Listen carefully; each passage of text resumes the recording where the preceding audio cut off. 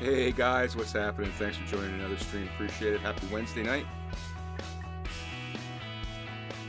Hope you guys are doing okay. Going to be doing another FSEconomy spin around and making some money for the VR Aviation group on FSEconomy. So thanks for checking this out here on a Wednesday evening. Hopefully we got a lot of folks from the group in the chat there already, and we give an update on the group and also announce the winner of the January contest. One lucky person is going to win a nice chunk of virtual FSE money. Flyboy, how you doing? Robo, Andy, Control Alt Jeff, how you guys doing? Thanks for joining. Appreciate it. Control Alt Jeff, one of the guys in the running for sure for the big payday. And we have the final results for January. As we all know, FSE is on Zulu time, so it's actually February 1st in FSE world right now. But in any event, yeah, let's get to it and get this music off here. Appreciate you guys tuning in. And today I'm trying something new. I'm going to have, if you look over here, you see I've got chat inside VR. Hopefully this won't kill the system and won't cause major issues with the with judder and stuff like that. So we shall see. Yeah, so that's a new thing. Anyway, and yeah, so hopefully that'll be okay. And this way, it's just easier. I won't have to take the headset off all the time. I can just look over there and see what you guys have to say. So anyway, I'm using this application called, hold on, I'll tell you what it's called, because everyone's going to ask me what it's called. OVR Drop. OVR Drop. You can get it on Steam. It's like, I don't know, $6, $7. There is a freeware version on GitHub. I forget what it's called, but I figured I'd just buy the real thing, and it seems to be working okay. Yeah, it wasn't too hard to do. Robo was a couple of things here and there, fiddling around, and was able to get it going. So, but anyway, hopefully that'll mean better communication. So let's get to it. So tonight we're going to be in the New York area. Going to be flying the Cessna Caravan 208. You see right here, VR Aviation colors. We're going to be flying that out of LaGuardia. And let me just show you my flight plan for this evening. And there we go. So we're going to be starting off LaGuardia. We're going to head to Bedford in Massachusetts. I believe it's in Massachusetts. And then in Great Falls, New York. And then back to LaGuardia. So 438 miles total. I don't know. Going to be quite a trip. If you look at FSEconomy, we've got 12 passengers on board. I'm doing this triangle trip because there wasn't enough at LaGuardia to do a round trip I could find, so I figured I'd do a triangle hop. Megaphone, how you doing? Appreciate you stopping by. Yeah, glad you could check out the stream live. That's great. So we're going to do a multi-hop here, and we'll end up making about 20K in revenue. So hopefully about 7 or 8K for the group, and a little bit for me too. Caravan's already filled with 250 gallons of gas, so that should be ready to go. And so a pretty simple trip. And once we get in the air, we're going to go over the update for the FSEconomy group, VR Aviation. If you're interested, you want to fly in a really cool group, you don't have to have a VR system. Oh, We have clearance, Clarence. Megaphone, Roger, Roger. thanks for What's our following. I vector, Victor? appreciate that. Thank you very much. You don't have to be into VR. If you're just flying 2D, that's fine too. A lot of our people that fly in the group are using VR, so there's some good information shared there on technical stuff.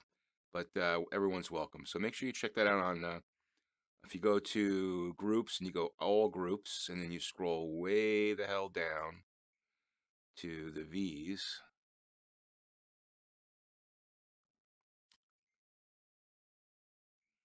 Where the hell is it? Hold on. Oh, come on. There it is. VR Aviation. You'll see a join button here. Okay. Just hit that join button and we'll get you approved. All we ask is that you fly at least one leg a month. Hopefully you'll fly more than that because we are trying to build this thing up. And yeah, you can also push Control F and search for VR too. That'll get you right there. Thanks, Robo. Appreciate that. So yeah, so that's how you join. So let's get this bird in the air, and then we'll chat a bit about the group here. So do a little bit of walk around. Nice thing about VR is we got this teleporting capabilities. Check.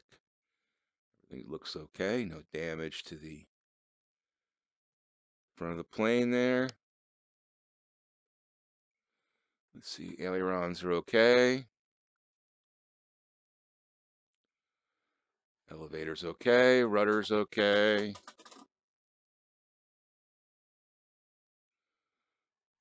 Right. Ailerons okay. Beautiful. All right. So everything's functioning pretty well. Tires look good. Kick the tires. Boom, boom, boom. Let's get to it. Right into the cockpit. You can see I've got your chat right there, guys. It's nice. As long as I'm getting a little bit of the judders here, so hopefully when that prop starts up, we're not going to have a problem. We shall see.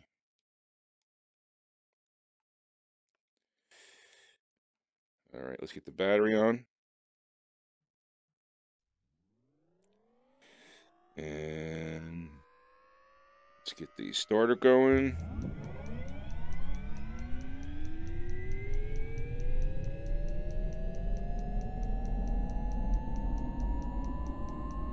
All right, all good there. Get her up and running.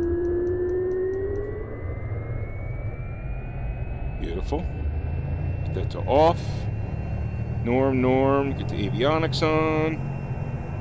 And we're good to go. All right. Now, I already have my flight plan in here. You know what? Let me go out here and lower that. A little loud. There you go. That's better. All right. So I already have my flight plan loaded here. So I'll just do that. Go to menu, and we'll do delete flight plan.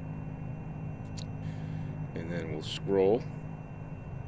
Hit that cursor button, and we're looking for LaGuardia.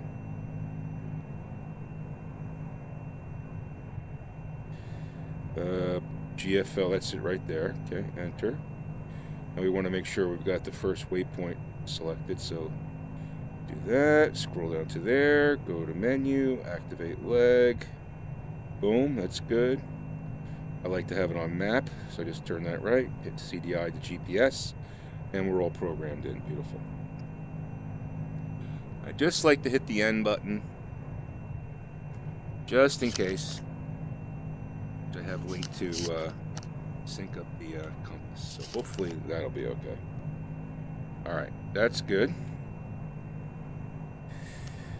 Now let's get FSEconomy loaded up. Yeah, it's my first flight using the chat plugin. You can see, I can see the chat right there, guys. So hopefully we'll be okay. Now, usually I'm a little wobbly here at LaGuardia anyway, so I'm not too concerned right now. It's when we get in the air and see how things are. All right, so FSEconomy, gonna load that up. You guys can't see this because you're seeing the Oculus mirror. Okay, FSEconomy is loaded. I'm gonna close down any unnecessary plugins.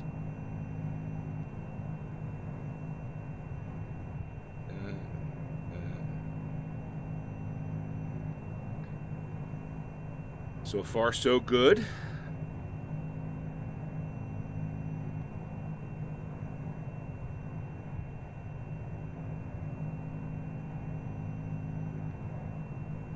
All right, I got a little bit of fiddling to do here for some reason.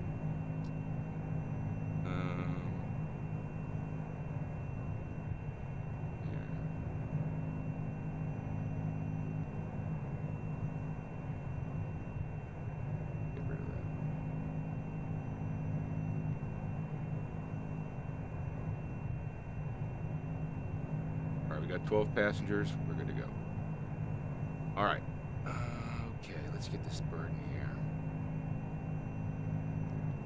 Now, you can't use the touch on the autopilot, unfortunately, in this plane, which kind of sucks.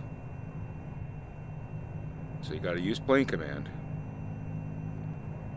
All right, so we're good to go, guys. Let's go. Flaps, one notch of flaps in. We don't want to overcook the.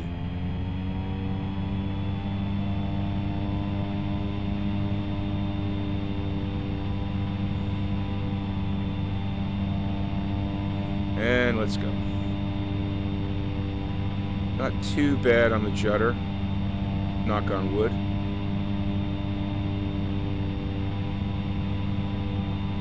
Hopefully once we get in the air it'll be better. I'm going to lower that sound a little bit. I know it's really loud. Alright, there we go. Up in the air. Flaps up.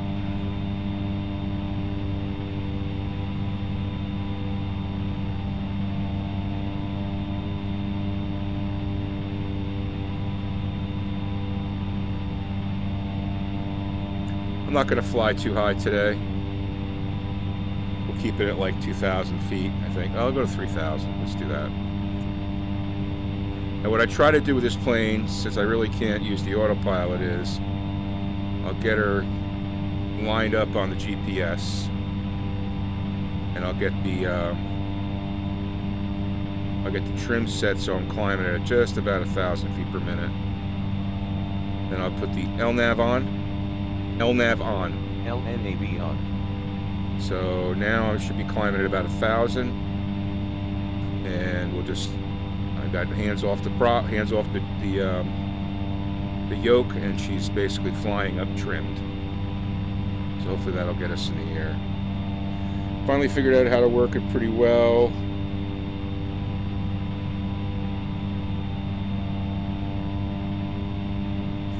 Yeah, it does tend to have a mind of its own. I just basically use, you got to use plane command. I just use plane command.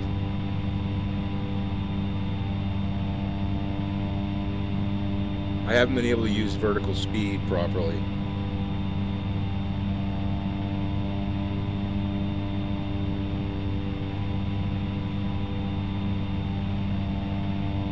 We're getting a little warble here, but I'm going to close the.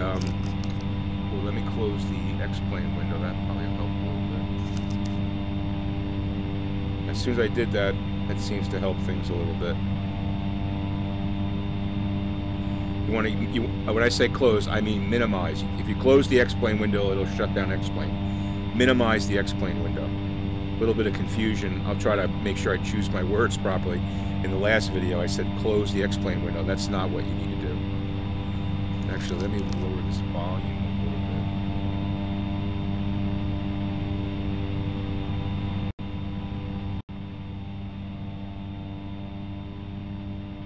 Yeah, so unfortunately, most Carenado planes have a menu button that you can control the autopilot with. This one doesn't, unfortunately. They kind of left that out, which is kind of messed up because when you think about it, it's kind of a standard. We're going to be right there. Altitude hold? Altitude hold on. So we're at, we're going to be at 2,500 feet. That's fine. And here we go. Blazin', how you doing? Welcome to the stream. Appreciate it.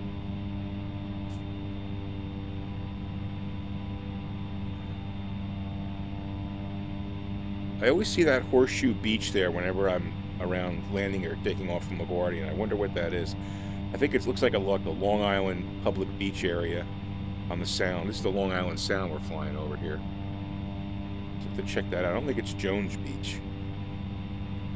Might be, but I don't think it is. We are getting a bit of the warbles here.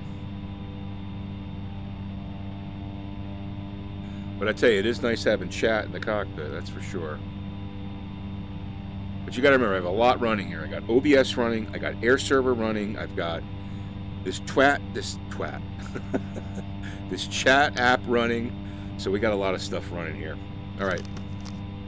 going to lower the volume of the plane a little bit here, so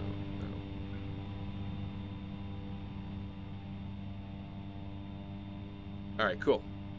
So tonight I got a little bit of adult beverage going here, vodka and orange juice. Cheers.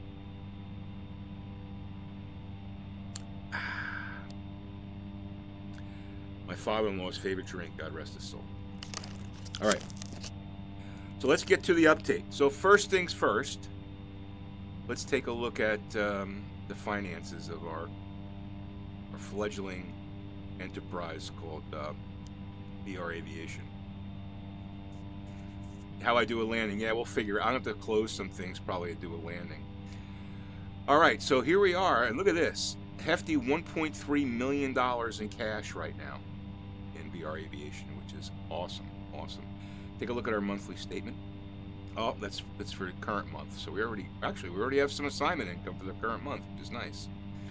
But let me go back to the previous month. So as a group, then we started on January 7th, okay? And as a group, we generated $3.25 million in assignment income, okay? And after expenses, pilot fees, and everything else, 1.142. That was our net earnings from assignment, which is awesome. We also had a negative on aircraft operations because we had to buy some fuels for some of our FBOs, and we had maintenance expenses on some of the planes that we lease. So that's always going to be on the expense side. But we're doing very well. 1.3 million in the bank, pretty good. So this number here, this 1.142, one lucky person is going to win 20% of that number for January. Whoever had the highest gross assignment income. We're going to take a look at that a little bit. So FBO operations, we really didn't have too much because we merged with RML Aviation last, I guess it was over the weekend. So we really haven't seen much from those operations yet. It's only been a couple of days. But we did reap some positive cash flow there, which is great. Almost a little over $3,000. And let's see.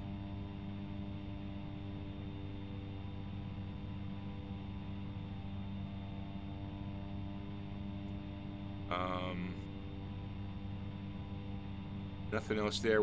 These were group payments. So this is like some donations that we had and some funding, some startup funding that we had. This is all the group payments. So $186,000, which is nice. So all in all, we had a really, really great first month. I would suspect that since we actually missed a week of the first month, we take this 3.2, we probably may do close to 4 million in February, which is awesome. You guys are doing great. If we take a look at the flight log, okay, you can see we've got, even just today, the last day here of the month, N73 control. Jeff is flying, Air is flying. I did some flying today. Crash is flying. Goldbeard's flying. We go through the list. We've got M9. I saw M9 in here too. Gixar. Mike NC1316. Let's see.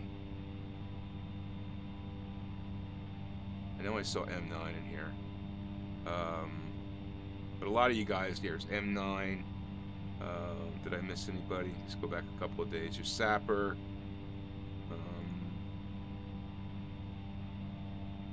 Brian Horn. That's Brian Horn is Sim Pilot 13, I believe. It's hard for me to cross-reference all those names in my head. So, but we've got, we had a lot of people flying, which is awesome, and you guys all did a great job in January. So, and the net result is 1.3 million in cash. So we're going to have to figure out what we're going to do with that now. I was talking to Mike and Sapper about on the lottery. There's a FBO up for purchase, and this is actually 138 miles away from the hub that we have at BTM. So we may go after this one. We'll see. We're gonna check it out and see what it looks like on the map and stuff. But with the 1.3 million, we'll see. We're probably going to start to use that to build out some FBOs in the east. Kind of second guessing the Trenton Mercer acquisition because it's a 2-lot versus a 3-lot. So when you have a 2-lot, you're never going to get as many assignments as you are going to get when you have a 3-lot. So I really would like to try to get a 3-lot, like maybe Philadelphia or something like that. I know that's going to be expensive, but if you could have a 3-lot hub like that and build around it, you could really build something pretty cool. So in any event, so we're going to kind of hold off on the Trent thing and, you know, just keep out building the money, and then we'll make our moves as we need to. And we're also thinking about the UK. We want to do some stuff in the UK too. So all in all, really, the guys are really doing good. Let me just check out the comments. If you guys need help hauling around supplies, Mega, you have a Challenger. 209er, clear for Victor 324. We have clearance, Clarence. W Glenn U 223. Thanks for the follow, man. I do appreciate that. Thanks a lot. You have clearance, Clarence. Welcome to Bambino VR. Now, Megaphone, are you part of the group? I don't. Tell me if you are. I don't mean to insult you, but tell me if you are. All right, cool, awesome. Yeah, so you know, join the Discord. If you could, someone could type !! Discord in the chat. Join the Discord because we have a channel in there for FBO flights. So if Mike needs an FBO supplied or something like that, he puts it in there. Oh, you're Glenny, okay. And you can check there, and you know, usually people grab up those assignments and get them flown. It's nice having that Discord channel because, you know, we can check in there and get work done in the group, and it'll just advance things along. So make sure you check out the Discord and look at those channels that are FSEVR aviation related. All right, cool. So that is that's the update on the group. Doing great,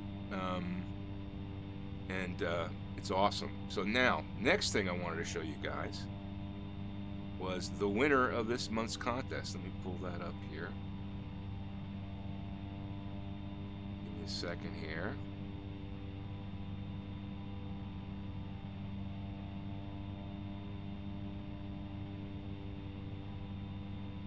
See if I can pull this up. Hold on. There you go. You guys see that? Okay, cool. Here we go. This is there it is right there, man. So it looks like Era edged out Control Jeff N73 at the end there. Those guys were neck and neck. I guess it was Sunday, or sorry, yeah, Sunday. These guys were like neck and neck. So just edged them out there at the end, and Era is the winner. So congratulations to Era. You'll be getting 20% of that 1.1 million. So a nice, a little over $200,000 or virtual dollar, I should say, check, or I should say transfer. And awesome job to everybody who were competing in that contest. M9 was right in there, and Crasher was right in there. And everyone else, even though, you know, you may not have been in the running for that, you guys all really contributed to the bottom line of what we did this last month. So I really appreciate that. It's awesome. So let's talk about. So I'll make sure that Eric gets his pop, and I want to talk about next month's contest. And I sent a note out to everybody on that. For the month of February, what we're going to do is we're going to change it up a little bit, and we're going to have it so there'll be 3 people that'll share in the pool.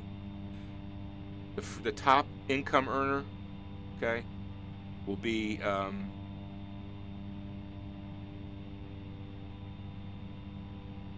Andy. Are you serious, man? No, I think I really appreciate that. We're gonna give you 20%. We'll give you 10% then. Okay? We'll give you 10% so you can buy yourself a plane or something. All right, let's do that. We'll give you 10%, and the group will keep 10. That's awesome, man. Appreciate that. I really do appreciate that. But I'm transferring 10% to you. There's no doubt in my mind. All right. Thank you very much. That's awesome of you to do that. So what we're going to do is for next month, it'll be 10% for top prize for number 1. What did I say? Let me just make sure I'm saying the right thing here, because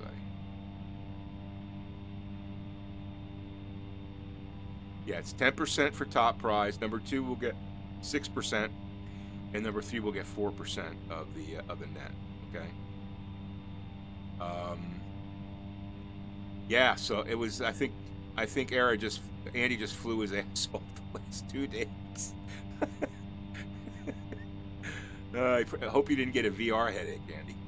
But anyway, it's really gracious of you to offer to contribute back to the group. But again, I'm definitely going to give you 10%. All right, and you can use it to buy a plane wherever you want, because you earned it. You flew your ass off, and you earned that. So, but thank you, because that 10% will help the group, and that's awesome. Thank you.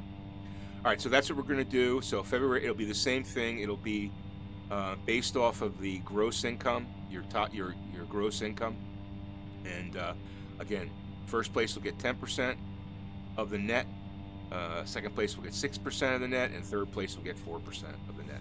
All right, so that'll be the plan for February. Also, just an update. I mentioned in the Discord that we were talking to John Fly's group about a friendly competition between the groups. Whoever has the most gross revenue for the month would have to buy the other, or the losing group would have to buy the other group a plane. And it seems that they're into the idea, which is great. But it's not going to happen until March, probably, because they already have a competition going with another group. So I'm going to stay in contact with John Fly on that. And we're going to lower the prize a little bit, probably Cessna like a 172.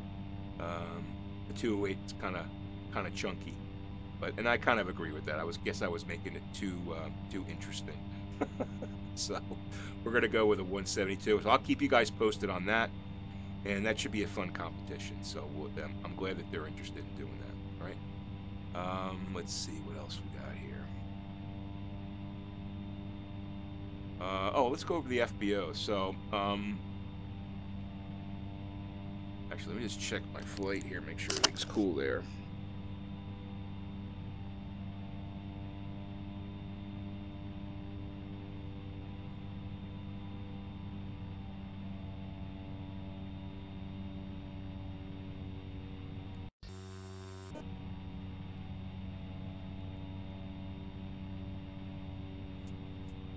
All right.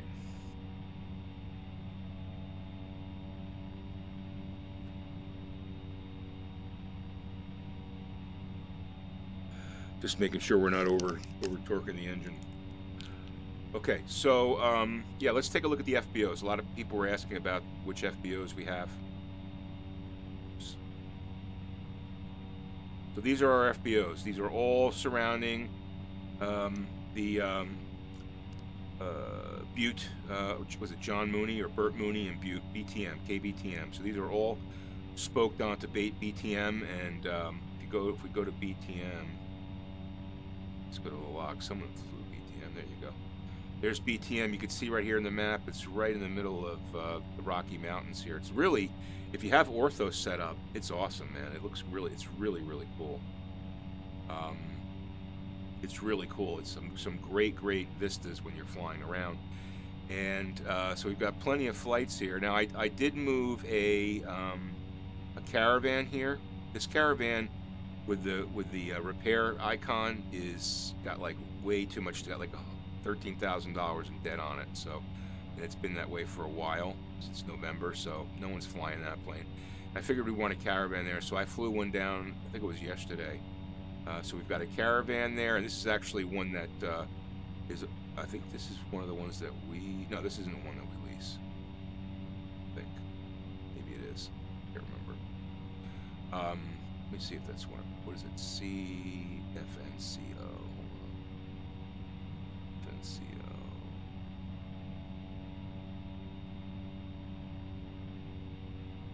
No, it's not ours. We have one here, which we should probably, but this is pretty far away. We should probably bring this one back. Yeah, and replace the other one. Anyway, so I wanted to have, that's probably what I should have done. Anyway, so, and I also brought a 172 here, because there's a lot of smaller jobs that you can fly, and it's really kind of nice flying low and slow. around this area because of the views and stuff. So plenty of jobs here. Again, this is a this is a three-lot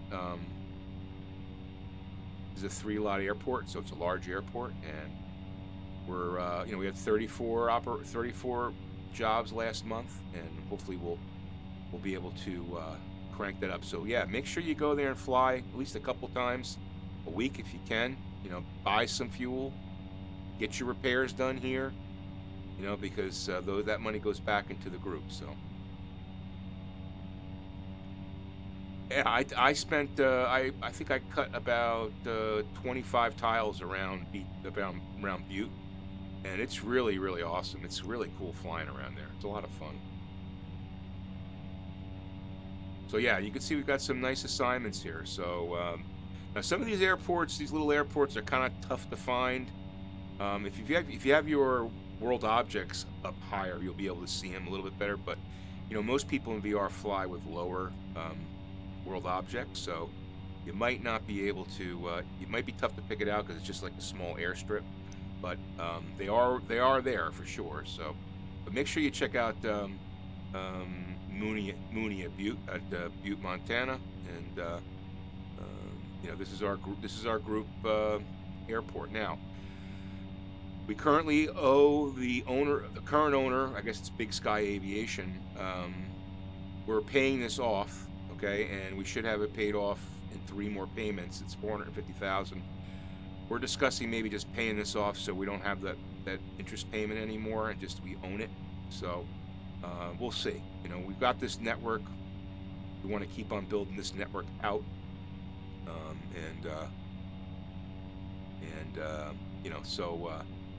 yeah, make sure you get here at BTM and frequent. Like here, we have a nice $21,000 cargo. If you've got a big plane that can carry 4,600 kilograms and can fly at 686 miles, geez, what kind of plane? Did a DC-3 do that? Probably.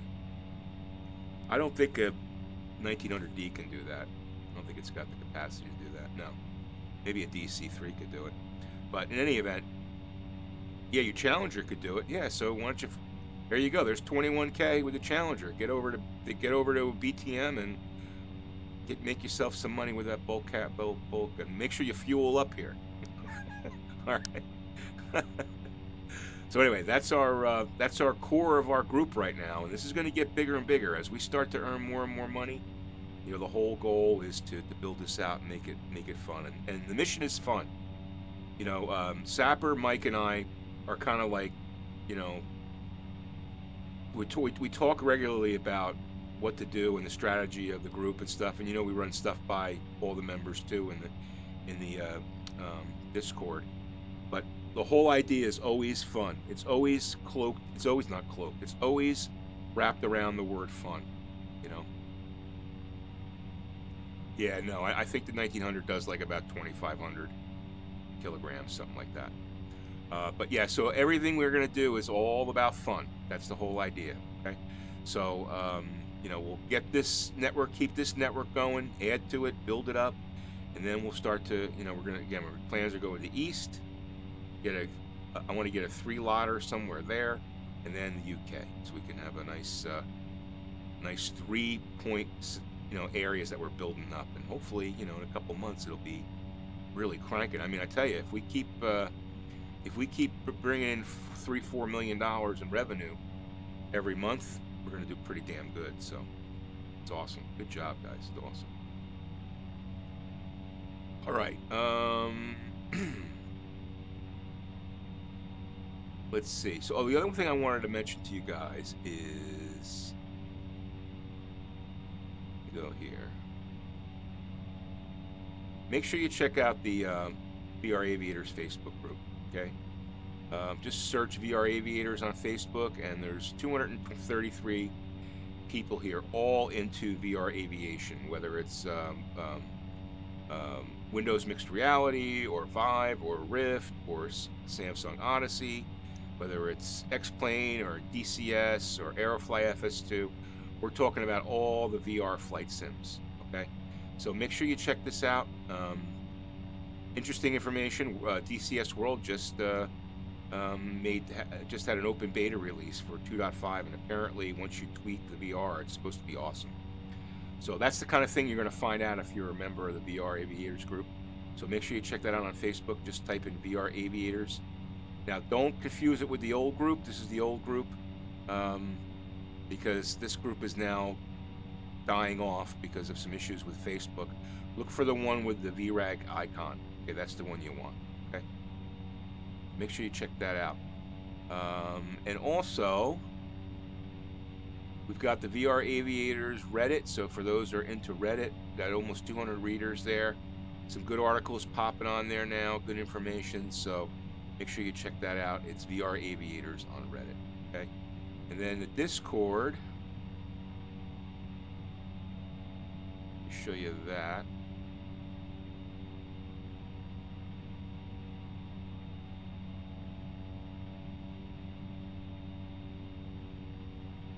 There you go. So there's a Discord, and this is basically it's my Discord, okay? But we've got all these different channels. We've got this is the VR Aviation group, and here we're talking about stuff that has to do with the group. Every day or every couple of days, Mike is posting his money-making routes that he's using this software to figure out. We got here's where we post the FBO flights that we need done to supply the FBOs. We have talked about Pilot Edge, virtual reality, PC stuff. If you're a Yankee fan like me, we'll be chatting about that. Flight sims, and then also all the different flight sims have channels. So we've good stuff on here, but for the group, mainly it's this one right here. And there's, you know, it's really good to be part of this because, you know, almost pretty much daily we're chatting about stuff. So make sure you check out Discord. Just type in ! Discord in the chat and you'll get the link to do that. All right. All right, so that's all that stuff.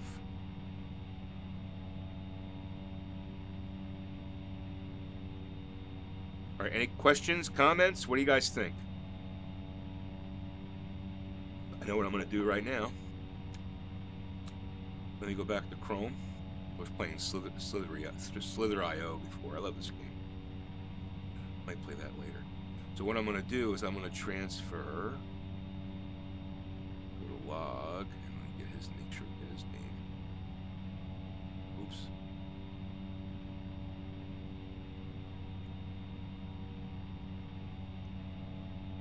We're going to transfer 10% to him. Do it right now. Banking. Okay. From, let me just make sure I got enough in there. Let's make sure. So it's going to be, call it $115,000, right? $115,000. So let's go to AVR Aviation. Go to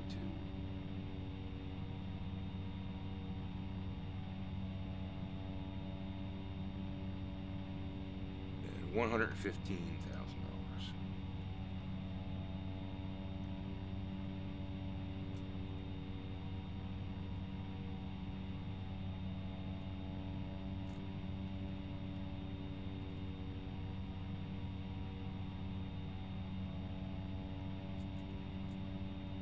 Top Gun. Here we go. Boom. Good job. I like to keep this at 100,000 because we got stuff to pay for. Well, congratulations, Era. Andy, Era, thank you very much for all your hard work. So good. And thanks for giving back that 10%. That's awesome. It really helps the group. It's awesome. All right, cool. Yeah, you bet, Andy. Thank you. Right, let me see. Let me get outside here. Got my view set up here.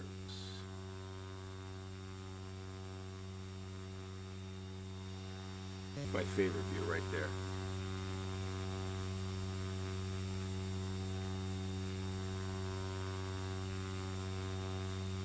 Awesome.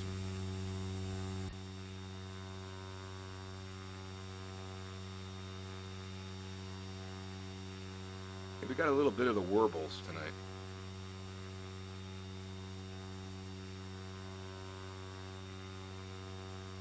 I'm gonna close some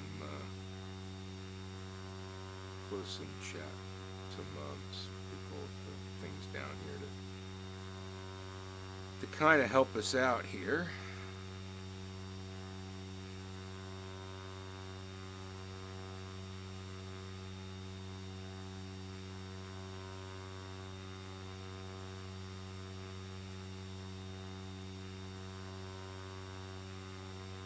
See if that chat's working. There it is. Cool. Yeah, ASW is on auto, Mega. ASW is on auto, and you know, the problem is I got so much. You know, I'm streaming with this PC too, so it's kind of tough. So.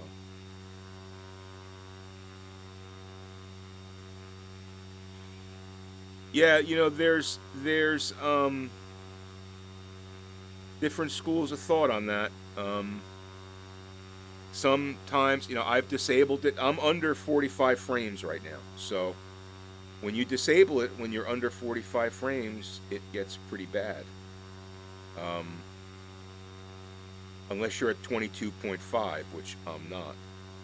So there's like different schools of thought on it, and people have had different, you know, different experiences with it. So it's not, you can't, I really think it's not just a blanket thing that you disable ASW, you know. And I was actually going to talk about that tonight, because what I've kind of warmed into is the best configuration for me is super sampling off on Steam VR, and those two boxes on Steam VR, what are they called? Hold on, I'll tell you what they're called.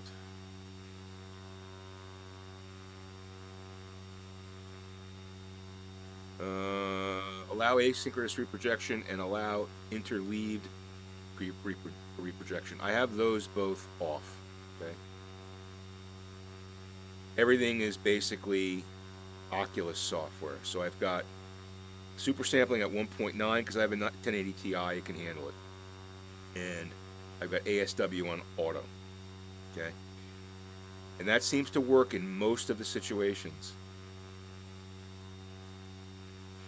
But if I take ASW off, I get pretty bad judder. See, Robo, I think will you pull your frame rates down a little when you lock it at 22.5. If you increase it, then you can lock it at 45. But I think you're in between causing the judder. Yeah, in between you get the judder. Now, how do you lock it at 22.5?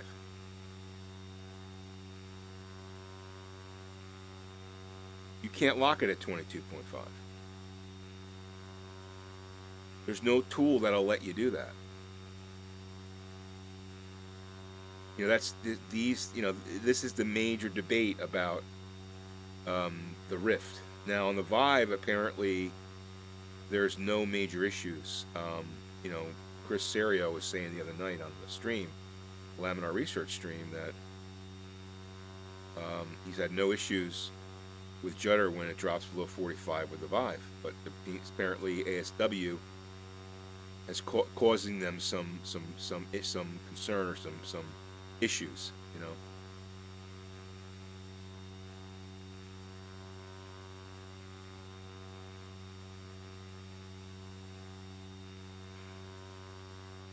Yeah, oh, you mean like so you're using Oculus Tool Tray to say, well, Oculus Tool Tray can only lock it at, well, yeah, I guess you could use it if you're using that 3J FPS thing. I don't use that, because that's the other thing I wanted to mention. I found that the Fly with Lua script completely screws my setup. So I do not use that plugin at all.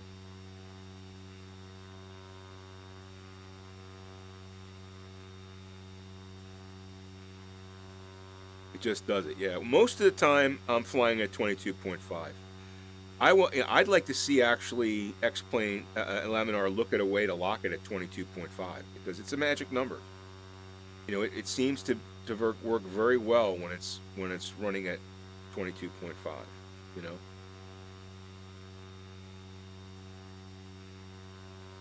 just doesn't. Well, I don't know, man. Just doesn't do it for me. It's all over the place sometimes. Sometimes it's 18s, sometimes it's 30. Who knows, you know? But hopefully those things will get a little bit better.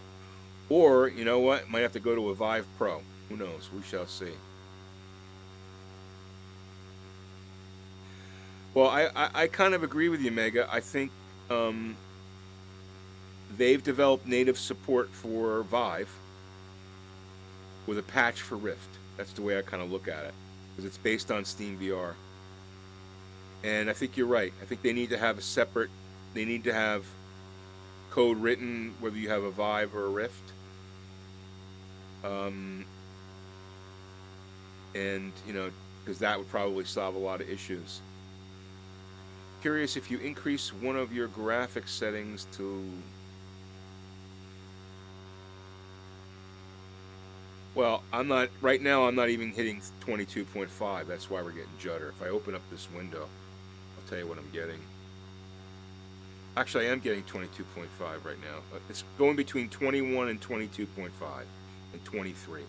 So it's somewhere in that area. And now, if in the X-Plane window itself, it looks super smooth. There's no judder. It's the Oculus. Once it gets to the Oculus, when it's having a problem. So it's all about ASW. Now I'm gonna try. I'm just gonna try it for grins here. Turn ASW off. I just turned ASW off. Still warbly. Let's go inside the cockpit. ASW is off right now. Still warbly.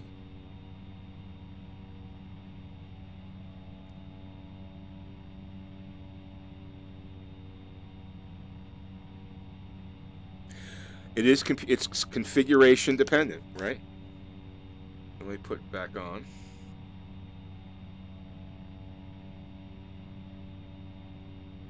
Now ASW is back on, and it's really the same. There's really no difference.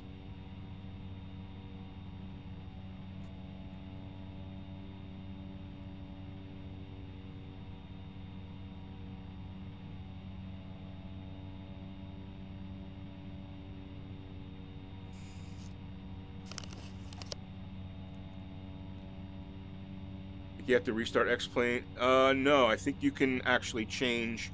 You can change ASW on the fly.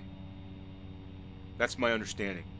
The pixel per display override. Yes, you have to reset. You have to start everything up. But my understanding is that you can turn ASW off and on while you're running the application. That's my understanding.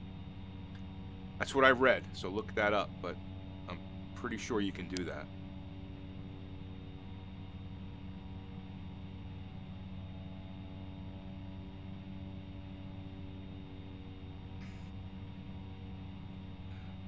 But you know what? You're right though. It's computer dependent. It's, you know, it would be nice if it was just easy. But the problem is that we're in a situation in you know, in this current environment where VR requires the power of a robust PC, and not everybody has a really robust PC. And even those with robust PCs sometimes have problems because of the way software is written. Now, if we take X-Plane 11, right? It's not VR that's causing these issues. It's OpenGL that's the real cause of the issue, right? Because the base product itself, X-Plane 11, can't produce enough frames because it's bottlenecked into one core, okay? In one course, it's not using all the CPU, and it's not communicating with a higher end graphics card properly. So right now, I'm sure if I looked at my graphics card, I'm probably using 35% of the graphics card. Okay, so the real culprit here is OpenGL. That's in the case of X-Plane 11, that's the real culprit. Because if you look at like games like in VR, like you're playing Super Hot or Arizona Sunshine or even like Project Cars, those, you know, the racing games, you don't get any of this stuff that we see here, right? Even games that are, you know, Steam games that are set up for Rift, they run fine, right? Because they're on higher end graphics APIs. They're not on 20-year-old platforms. You know, X-Plane's built on a 20-year-old graphics API that is not, that was never even, I mean, virtual reality was not even, people weren't even thinking about it when they developed X-Plane on OpenGL, right? So all these things that we're doing to try to make things better, okay, and to get rid of the warbling that you're seeing right there, okay, are all because of OpenGL, all right? And once OpenGL goes out the window and they're able to, as Ben was saying the other night, lift up the software and put Vulkan underneath the whole platform so that, you know, they get better communication between the CPU and the GPU. When that happens, hopefully all of a sudden these issues that we're seeing with ASW will go by the wayside, because they'll be able to hit 45 frames per second without a problem, right? So that's the issue, right? Vulkan is the OpenGL Vulkan to Vulkan is the issue. And they're going to have to do it, because they have to do it soon, because now they've dipped their toe in the water in VR, okay? And in a couple of months, now we're going to have 2 new platforms of VR that are going to be increasing the resolution from what everyone's used to, right? Vive Pro and this Pimax 4K, really, it's a 4K. They call it 8K, but it's Pimax 4K, really, okay? And the old one was 2K. But this Pimax, we'll call it 8K because that's what everybody knows it as. Those platforms come in, and all of a sudden now, you know, people are going to be saying, hey, when's it going to be compatible, right? Because now you've got to generate 45 frames per second on 2 4K displays. Because they're 4K displays that are they 2K displays that are upscale? I can't remember how they do it. But in any event, the displays are going to get more demanding. So it's going to have to be, you know, that's why Vulkan is, I'm sure there's a rush to Vulkan. You know, I remember I was checking out the developers blog, and I think it was Ben put a note up there that said that they've never had as much response to a post on the blog as they had for VR. Okay, everybody is getting into X-Plane 11 VR. Not everybody, but a lot of people are getting into it, and it's becoming a major part of their product strategy. And they're going to have to keep up with it, because, you know, in about a year, the platforms we're all using now, the Vive and CV1 are going to be probably antiquated, right? We're all going to be in a Vive Pro or whatever Oculus comes out with that meets the Vive Pro, or some people are going to be running that Pimax thing. You know, you've got the Samsung Odyssey that has higher density. You've got Windows a mixed reality that has higher graphic density. So these are all going to be demanding things that are going to absolutely require a change to a different platform. So luckily you've got these things driving it that are going to make it happen. Megaphone, I see what you mean now with your system as an ASW. I can see your jutters are definitely quite a bit worse now that you've turned it off. Yeah, and I turned it back on. Okay, because it was getting ghosting and stuff when I turned it off, and it's better when I turn it on. Yeah, the Vive Pro looks interesting, but without the knuckle controllers, I'm not even gonna. Yeah, I agree with you. I love the touch controllers. They're so ergonomic, easy. When they first came out, they were, you know, I couldn't wait to get them, and they really are a great design. And the knuckle controllers are along the same line, you know, as these.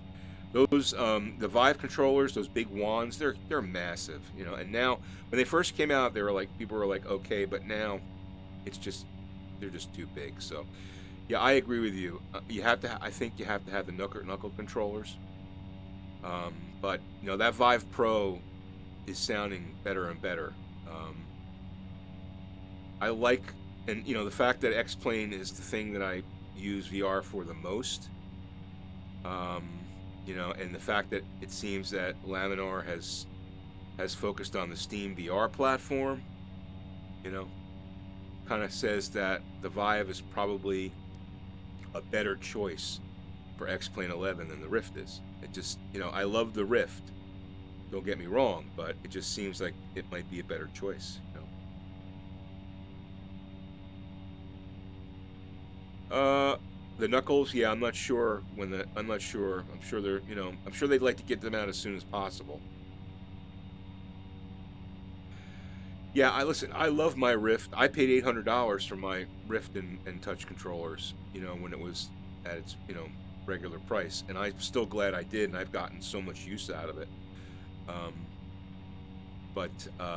You know, like I said, if X-Plane is your main application in VR, you know, if someone was asking me and they said, I want to build a VR system just to run X-Plane, I would tell them to buy a Vive. Because the fact that Vive, you never see anybody, you rarely read people having problems configuring X-Plane 11 VR with the Vive. I mean, right? All the issues that we've seen all have to do with the Rift. So if someone said to me, I'm building a system, I want to build a system, VR system, only to do X-Plane, that's all I care about, I would tell them to buy a Vive. I mean a Rift. Oh, sorry, I mean a Vive. I would tell them to buy a Vive. Now, 2 weeks, 4 weeks ago, when Native VR first came out, I didn't know that, right? I didn't know that it was so Vive-centric. But now that we've gone through the, you know, this optimization phase and tinkering phase and learning phase, and to see that the issues that have been expressed are mainly around the Rift versus the Vive, it's kind of a no-brainer, right? We're also dealing with a VR for X-Plane that is still in alpha. I agree with you. It'll be optimized for Vive almost out of the box, right? I agree with you. Then they have to play with it to make it work better for Rift. I agree with you, yes. I agree with you, but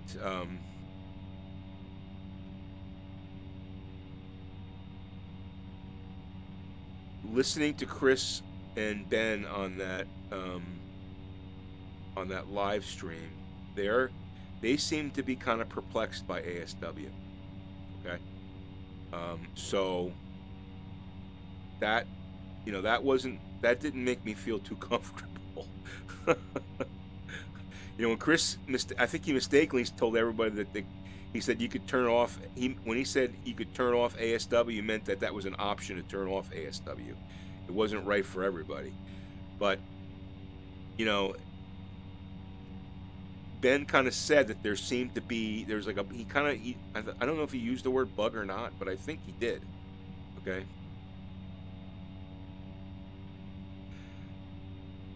Yeah, well, I think Chris uses the Vive and Ben has a Rift. So I think they do use the Rift for testing. But I think most of the development is done on the Vive, and then they cross-check it and test it on.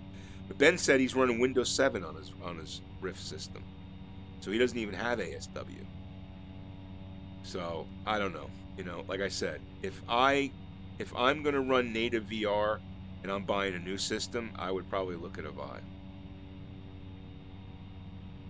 Let's see. Agree with you, Robo. Let's see. Yeah, well, the next release, we're not going to see any improvements, but an optimization. But we're going to get We're going to get the mouse thing, like Flyboy mentioned there. I think we're going to get the mouse, and we're going to get this laser function where you can point your touch controller at something on the instrument panel, lightly pull the trigger to engage it, and fully pull the trigger to actually change the button. So that's something we're probably going to see in the next release too. Yeah, if they wanted to wait, I would say wait until the Vive Pro comes out. Listen, I'm not saying you shouldn't buy a Rift. I actually think the Rift is, you know, for sans X-Plane 11, okay, X-Plane Native VR, I like the Rift better. I think it's a lighter platform. I think it's a more comfortable platform. I think there's, you know, Oculus has a lot of money behind them with Facebook. They've got a great library of other titles that are really interesting and fun. And so yeah, I'm not dissing the Rift by any means. I'm just saying that knowing what we've learned over the last couple of weeks since Christmas and everything else, I would just say that, you know, Steam VR and Vive is probably the better platform to explain. There are a lot of bug fixes, but no real optimization fix. That's right. He said there was going to be no improvements to optimization. Because those improvements to optimization have nothing to do with VR. They all have to do with OpenGL.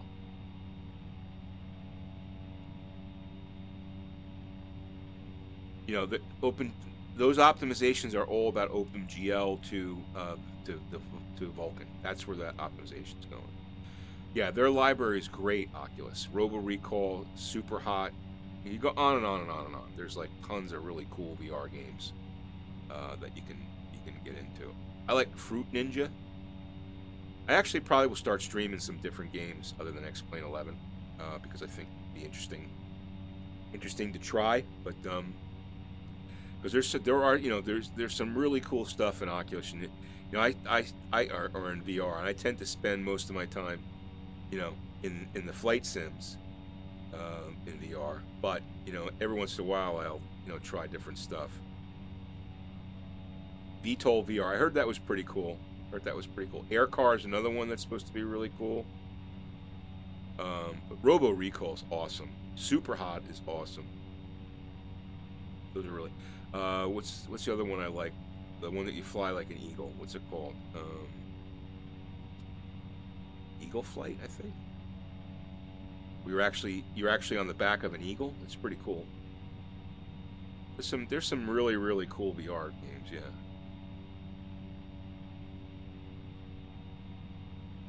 Climb, Dirt Rallies also, and I haven't tried Elite Dangerous in VR.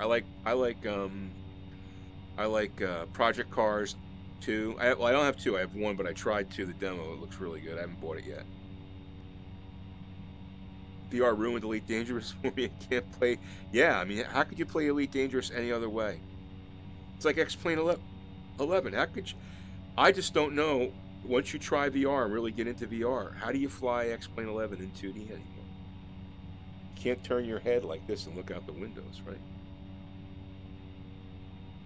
Like that. I would do it slower so there's less judder, like that. I mean, you just turn your head and look out the window. It's awesome.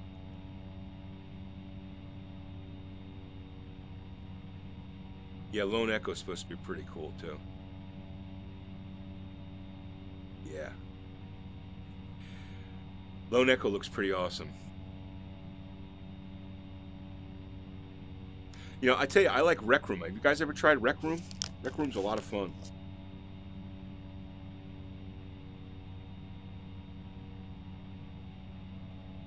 You only fly in 2D if it's a really long flight I've ever seen. It's going to spend over an hour in the. I see, yeah.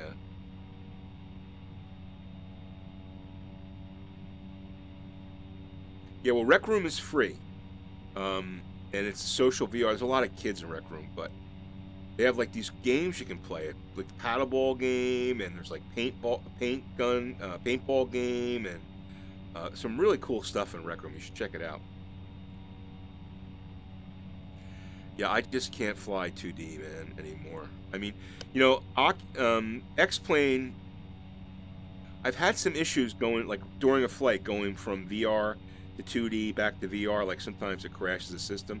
If they could get that right, okay, that would actually be kind of cool, because you could take off and land in VR, right? And you can go out of VR into 2D and put your headset down if you're on, like, a 2-hour flight or something, right? And if you want to get back in, you just press the button and boom, it brings you back into VR. But I've had a problem with going in and out of, you know, 2D to VR. If they could get that right, that would really be helpful. Why would I ride the swings if I've already been to Disney? Yeah, I know what you're saying, man. Hey, listen, you know, I'm not patting myself on the back or anything, but like I was one of the first people on YouTube to really you know, promote virtual reality flight sims. I know Gamer Muscle, he was Gamer Muscle. I think he was one of the first ones. A couple other guys, Programmer, a couple other guys were the first ones to really promote VR flight sims. And I always said, people would ask me, and I would say to them, once you land a plane in a virtual reality flight simulator, it's very difficult to go back to 2D. Because once you fly in VR, you don't blow landings anymore. You line up properly. You're always online. Everything is, it's because you have that situational awareness and perceived depth perception, even though you have only 110 degrees of field of view, but you can still turn your head a little bit to get that quick look at the left or the right to see where you are in space, and it just makes it so much easier to land. But anyway, speaking of landing, we're getting close here to Bedford, which is nice. Yeah, duck season looks pretty good. I like the shooter games. Duck season looked pretty cool. I might check that out. I like Fruit Ninja. Fruit Ninja's a workout too. You got this because it's basically, instead of like on your phone, now you got the swords and your touch controller, and you're chopping up fruit. It's pretty cool. All right, I hope this isn't going to be a warbly mess when I land here. I might have to shut off air server, guys.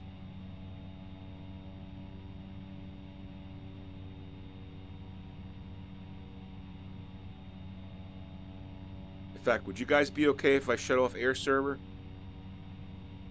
I'll have to get rid of the ForeFlight thing, but it'll hopefully give me some frames back. Would that be okay? Give me a yes or a no, or thumbs up or thumbs down in the chat if you're cool with me. Yeah, I think I'm gonna do that. All right, let me do that because I think that'll.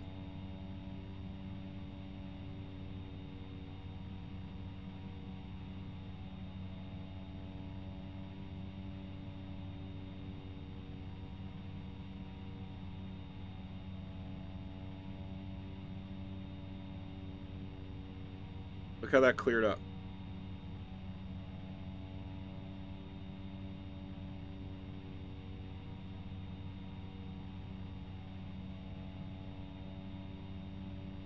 Hey, that's my plane right there, man. SR-20.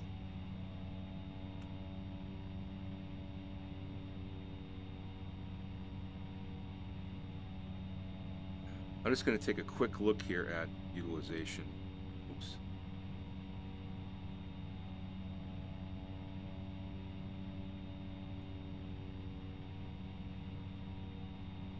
Now, let me show you what I got here. Hold on.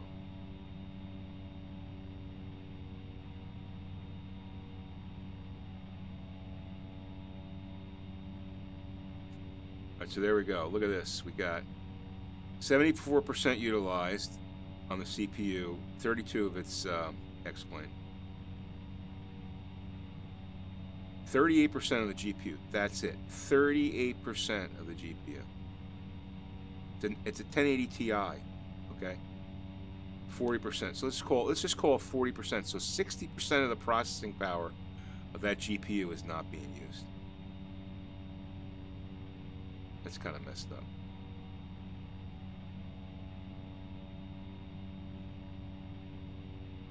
All right, hopefully this will. Yeah, it's stuck in first gear, exactly. All right, let me get inside the cockpit here. Oops.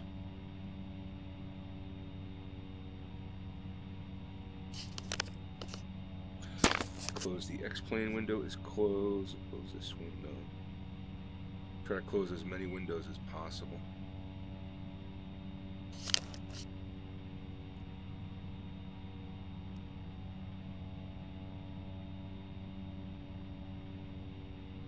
Try to move your head slowly.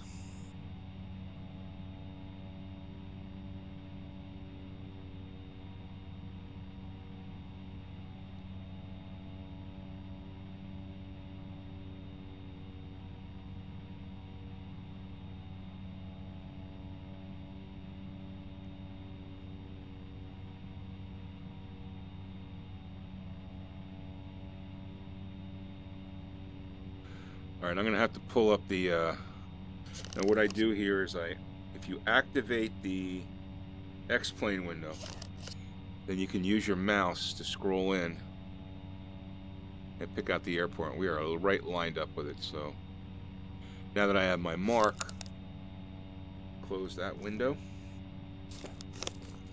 and hopefully not be flying a washer machine here. Start to slow the plane down a little bit.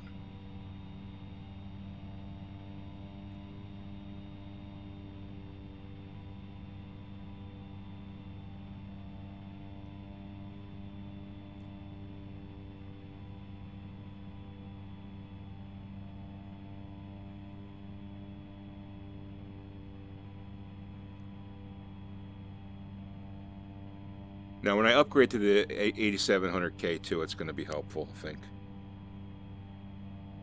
But it's not going to help with the, CPU issues. Autopilot is off. I'm flying the plane.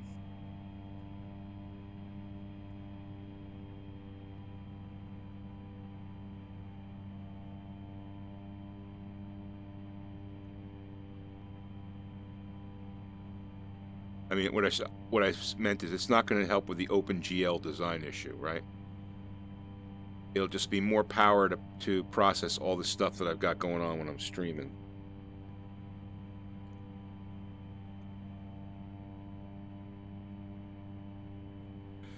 Use the X52 Pro Stick and the throttle, and there's an additional slider. Okay, use that for zoom. Awesome, Andy. That's a good idea. Yeah, I guess I have a slider on the 1600 stick. I might use that, but the mouse wheel seems to be okay for me. Or, I mean, you can do this too. Well, this just actually gets you closer. This doesn't zoom you the view in. This just gets you. This is just your position in the cockpit. But that mouse wheel works pretty well for me. I'll tell you the other thing with X-Plane 11 VR.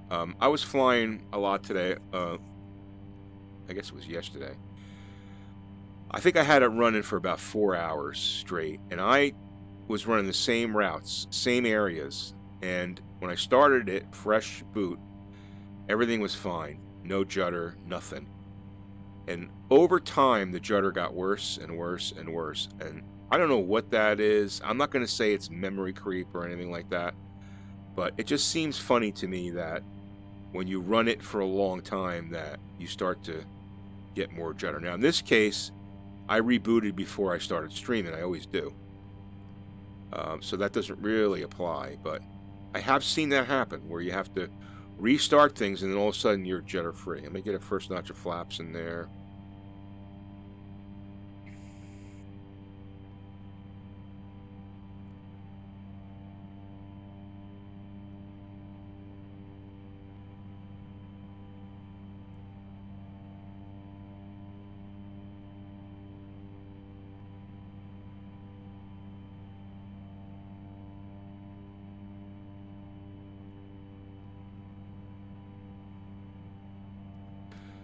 Second notch of flaps.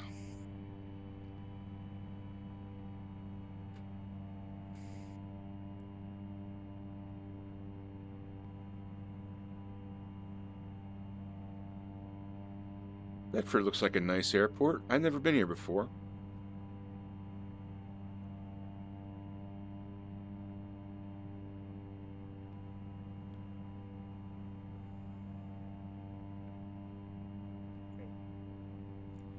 Yeah, sometimes I just have to shut off air server. So air server is usually about 10%. So if I was popping 78%, that means I was probably in the 90s. With a 7600, i7 6700, I should say.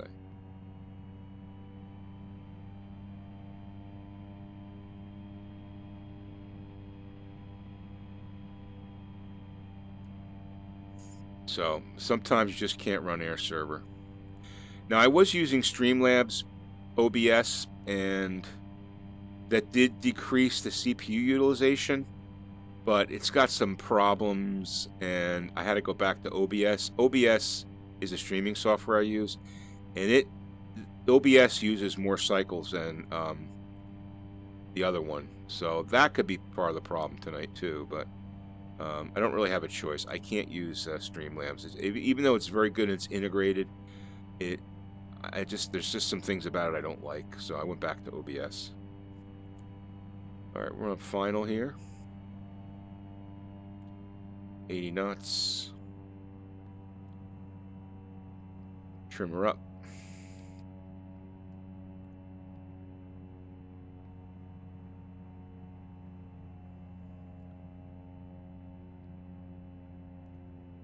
This thing lands like a pillow.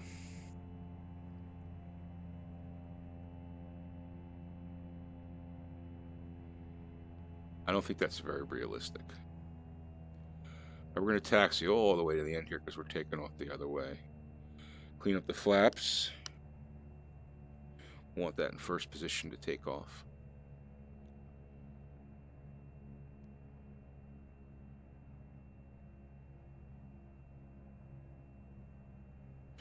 Yeah, I agree with you. You could get, it's just a natural habit for me. I mean, you could get away with one notch. This is around airports at zoom level 18 megaphone.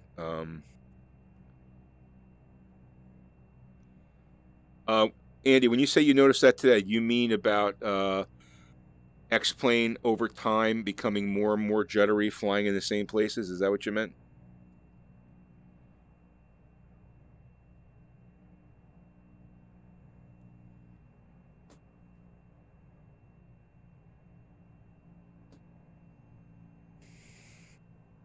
Okay, yeah. So what could that be? I mean, I'm not a programmer anymore, but it just seems funny that if over time a program is running and it deteriorates, that's a problem. Set parking brake. Parking brake set. Thank you. Let's see. Yeah, this is zoom level 18 around airports within 5 kilometers, and it's 17 every place else. Can't wait until they bind stuff to the touch controls. They're talking about doing that. Yeah, I want to use the right joystick for camera movement. That makes total sense. So you don't have to constantly reset the view. It makes total sense. Yeah, I mean, that's what everybody says, that there's definitely memory leaks, but have you looked at RAM and have you tested that? Initially I would expect a memory leak or something, but I've not bothered to investigate. Okay, yeah. If I can't repeat it, I'll raise it. Yeah, I mean, I'm sure there's some people that have, but I haven't. Someone was telling me that they had I remember reading someone had a 32 gig RAM system and that they ran out of memory at one point. Now, I've never run out of memory. I have 32 gig. Anyway, let's get to X-plane here.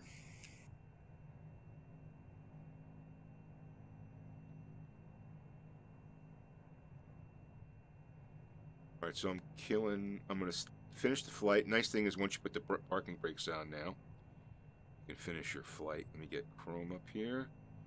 So let's see what we did on this first leg here. Oh, I forgot to fly for VR Aviation. Damn it.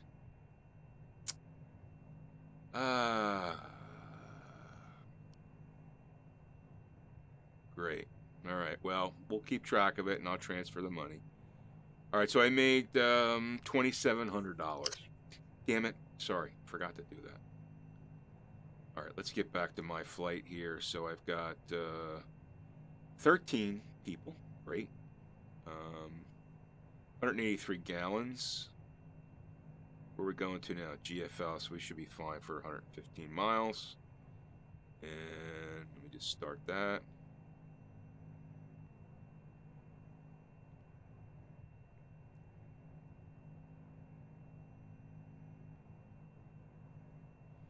All right, let's get this thing up in the air now. Okay. Flaps to 1. Already got them 1. And we got our GPS. Set. Fly at 2,000 feet. This is all low terrain. Actually, you know what? No, let me look at this because I never... Where am I flying here? So where I'm flying... Oh, I do have a mountain, something to get over. That's about... Ooh, 3,700 feet. So I need to get up there.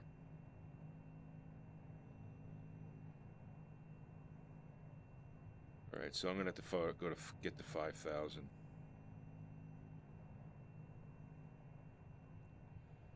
All right, we'll have to get to 5,000. Here we go.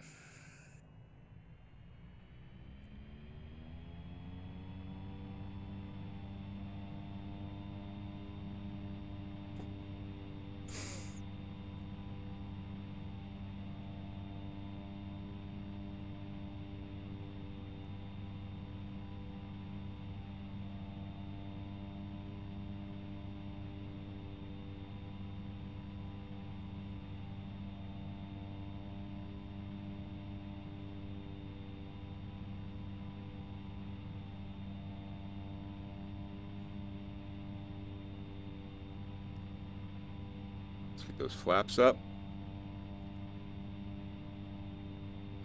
I don't know if you guys have ever done this, like long flights, you forget to put your flaps up, and you're like, why is it taking so long? You're like, oh, I forgot to put the flaps up.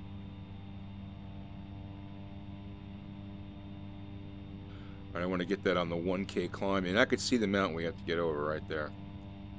All right, so, I mean, I could fly around it, but I'm just going to let autopilot do the thing because I will probably get to talking.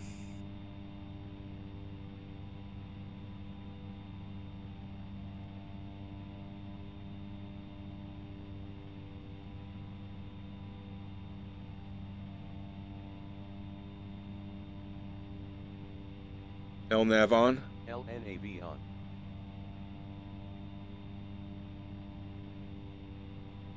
All right, let's see what we're doing here. We're good to go.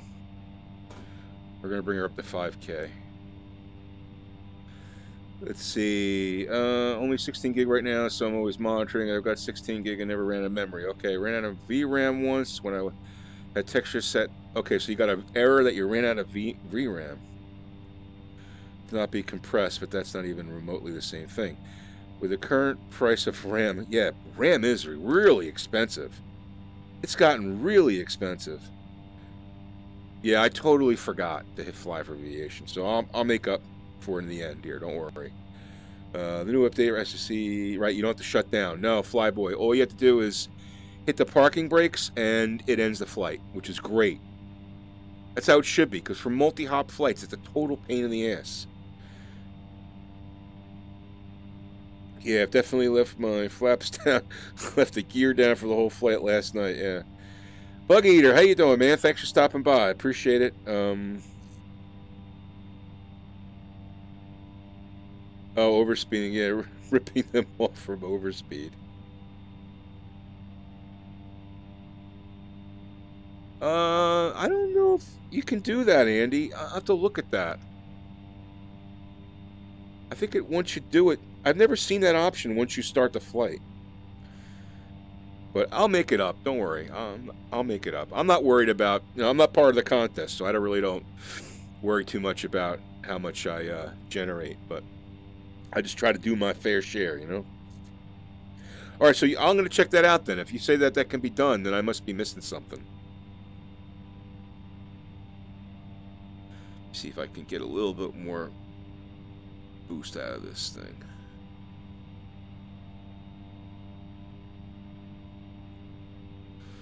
I tell you what I'm going to do is I'm going to take a drink. Cheers, guys.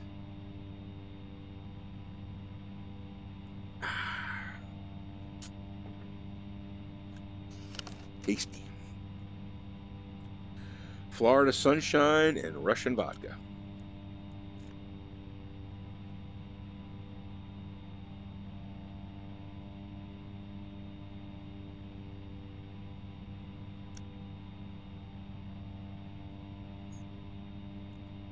I wonder if real life, a plane like the 208, you can trim it out to ascend like this. I mean, look at this thing. It's completely trimmed out at 1,000 feet per minute. That vertical speed isn't budging. No, I don't have wind on or anything, so that could be a big part of it, right?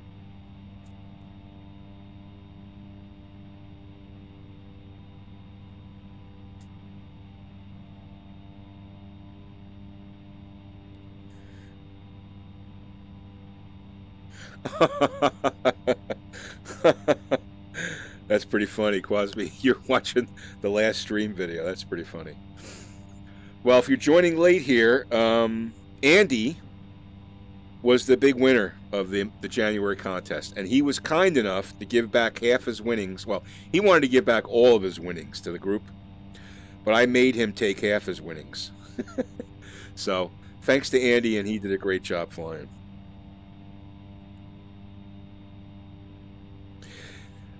You know, it's funny, Mega, because I feel like that's what this is like. It's like landing in a big 172. Totally agree with that.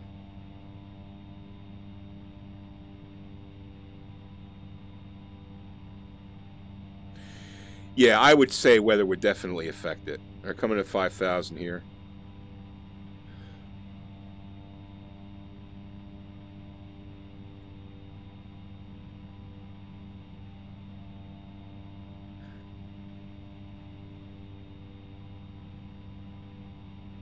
Altitude hold.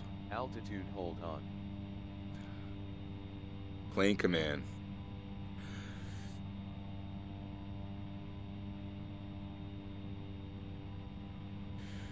Yeah, it's awesome. Well, the whole group did great. You guys can watch it maybe later, but 3.2 million in January in revenue, and that was, we started a week late.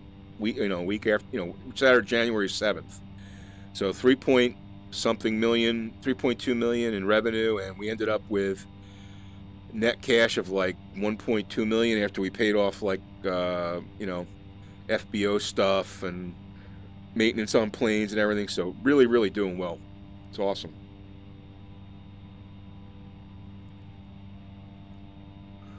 All right, now we're flying well here. Let me just bring the prop back a little bit. I don't like to run it maxed. I just boost up the throttle a little bit, just to make sure we're not overcooking.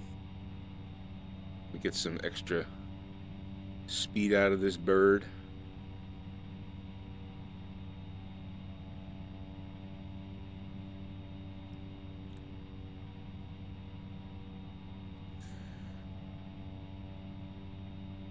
I think Andy's total was like, wasn't it 700 something? Let me check here. Hold on, I'll tell you exactly what it was.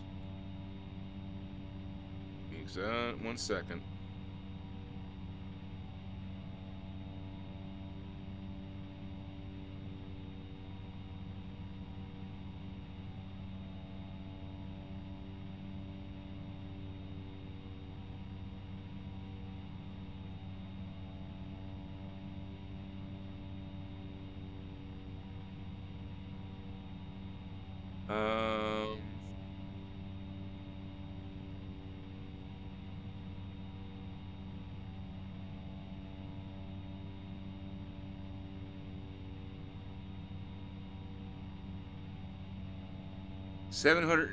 $823,000, almost $824,000 in gross income from Andy. It's awesome. And second place was Jeff N73DX, and he had 752,000. Then there was me with 459K, but I wasn't in the contest. And then it's M9 Air, he had 256K, and then Crusher had 195K. Those are the net incomes. Quasmi, you had 77K, and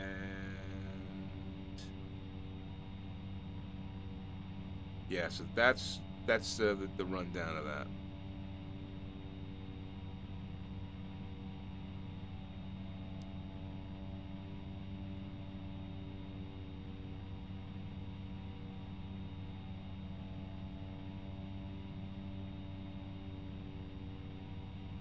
Well, that's awesome, Buggy. I look forward to checking that out. That'd be cool.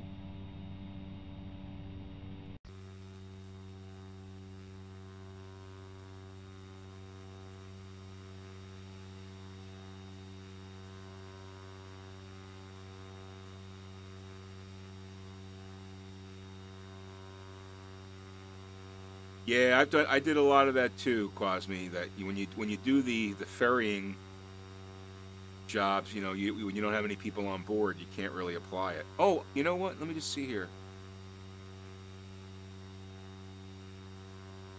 Yeah, okay. All right, so I'm gonna have to figure out. I forgot to hit fly for VR aviation, so I'm gonna have to figure out how much I owe the group.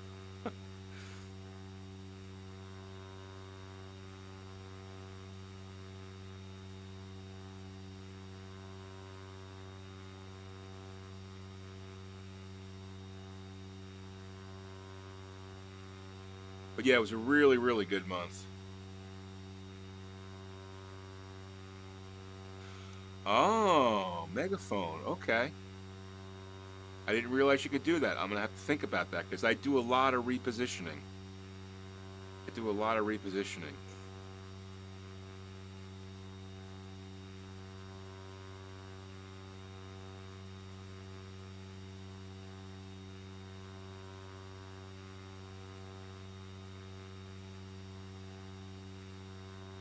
That's good to know. See, all these things I didn't really know. So what we could do is we could put it up as an assignment, and you know, if ask someone if they want to, ferry a plane around. Go under your group assignments tab, and there's a big green button. Only fun. Okay, gotcha. I didn't realize you could do that, but I'll make sure I check that out. That's a good idea. It's a good idea. Maybe we can pay a pilot to move a plane. Not that I'd pay myself, because I just do it for the group. But I figure the more money the group has, the better we're going to be, because we'll be able to build out more, airports and stuff like that, and create a bigger and better network. That's where it's all about to me. And even like most of us have our own planes, so I think it's it's cool to have some planes. Just pour myself a little bit more. I'm a happy juice here.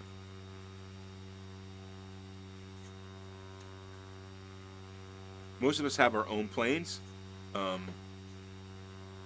I'm thinking it's we want to build out the network so that the group is making money from other pilots coming to our FBOs and filling up with gas and getting repairs and all that stuff,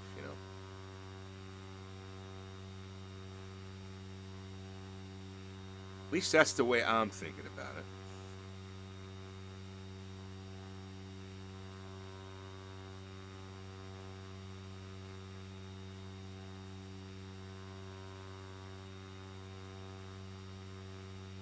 Yeah, so last night I was flying a 208.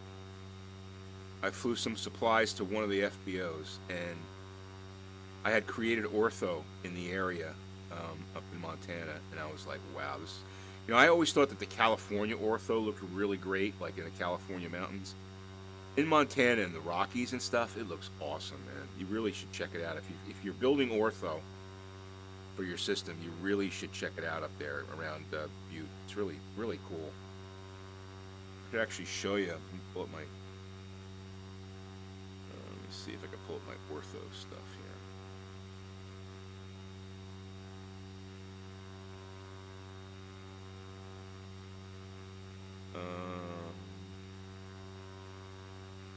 Second here.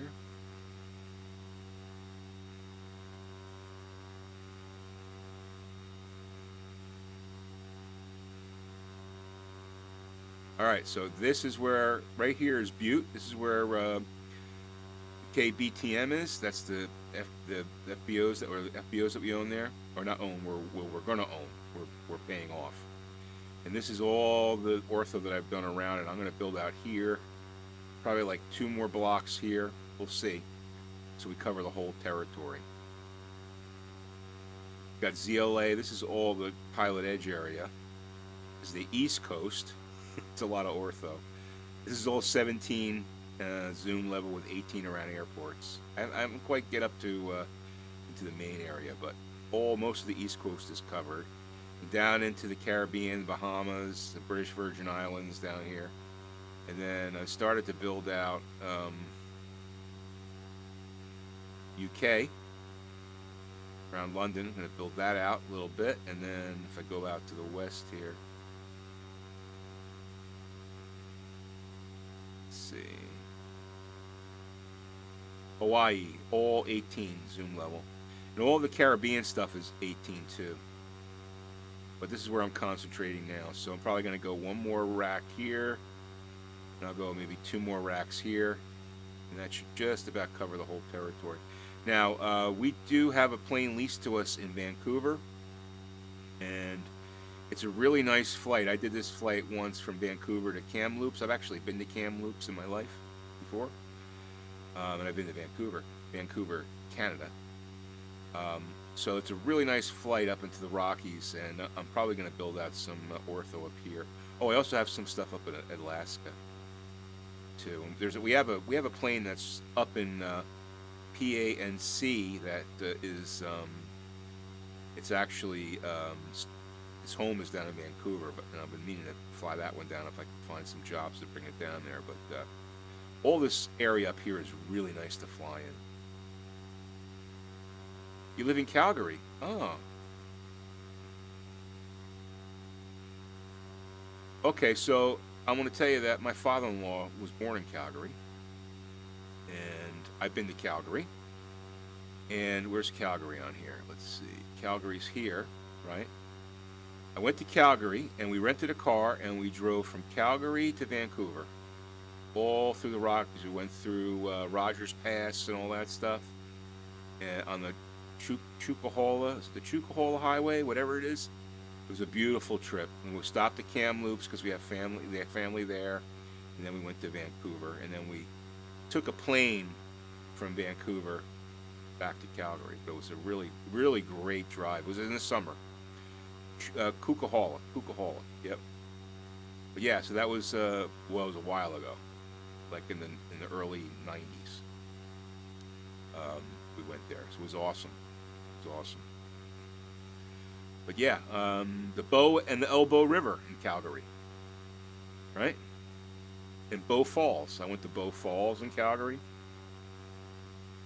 That's my ortho build out. That's cool, megaphone.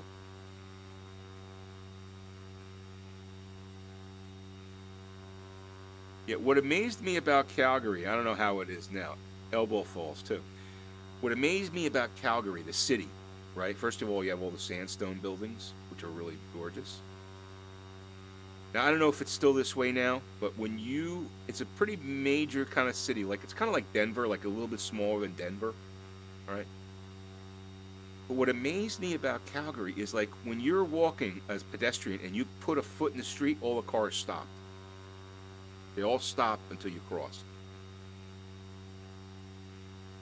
In Manhattan or Philadelphia or Washington, D.C., the areas I go to, that could never happen.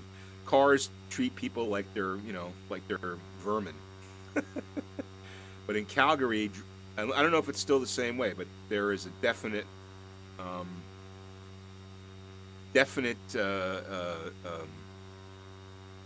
driver appreciation for pedestrians. Fourth largest in Canada, and yeah, you're from Toronto. Jaywalking thing caught me off guard too. Yeah, am I right about that? Like, you put a foot in the street and all the cars stop. It's a Western Canada thing, okay. Yeah, I mean, really nice people. It's just it's a gorgeous city too.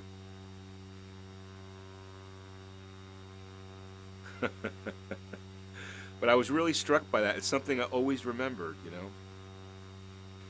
But yeah, we spent a lot of time in Calgary. It was nice, very nice. It's a nice city you live in.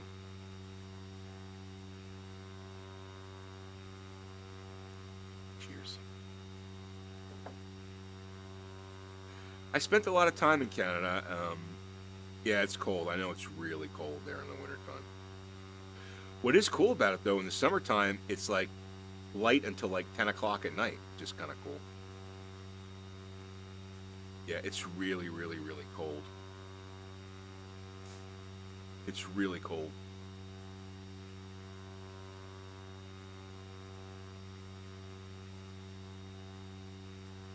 Yeah, until you have to put the kids to bed. Don't you have like dark shades on the windows and stuff?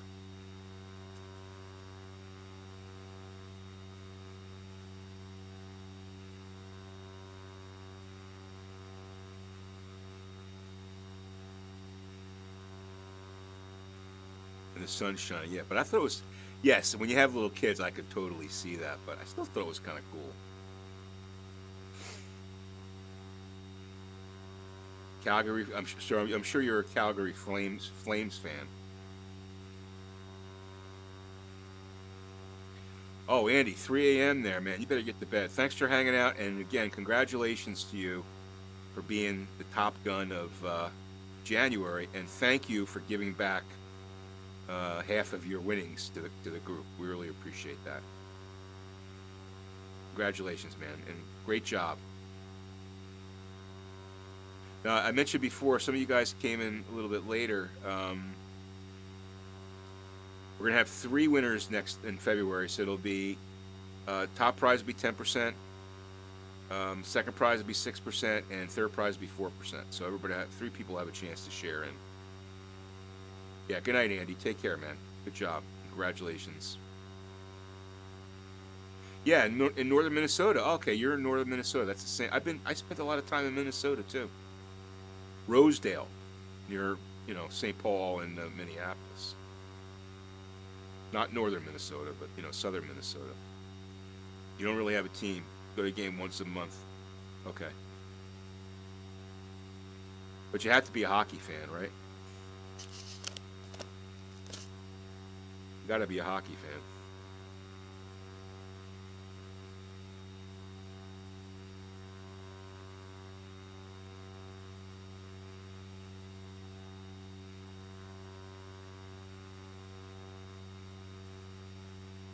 Yeah, it's a Canadian rite of passage.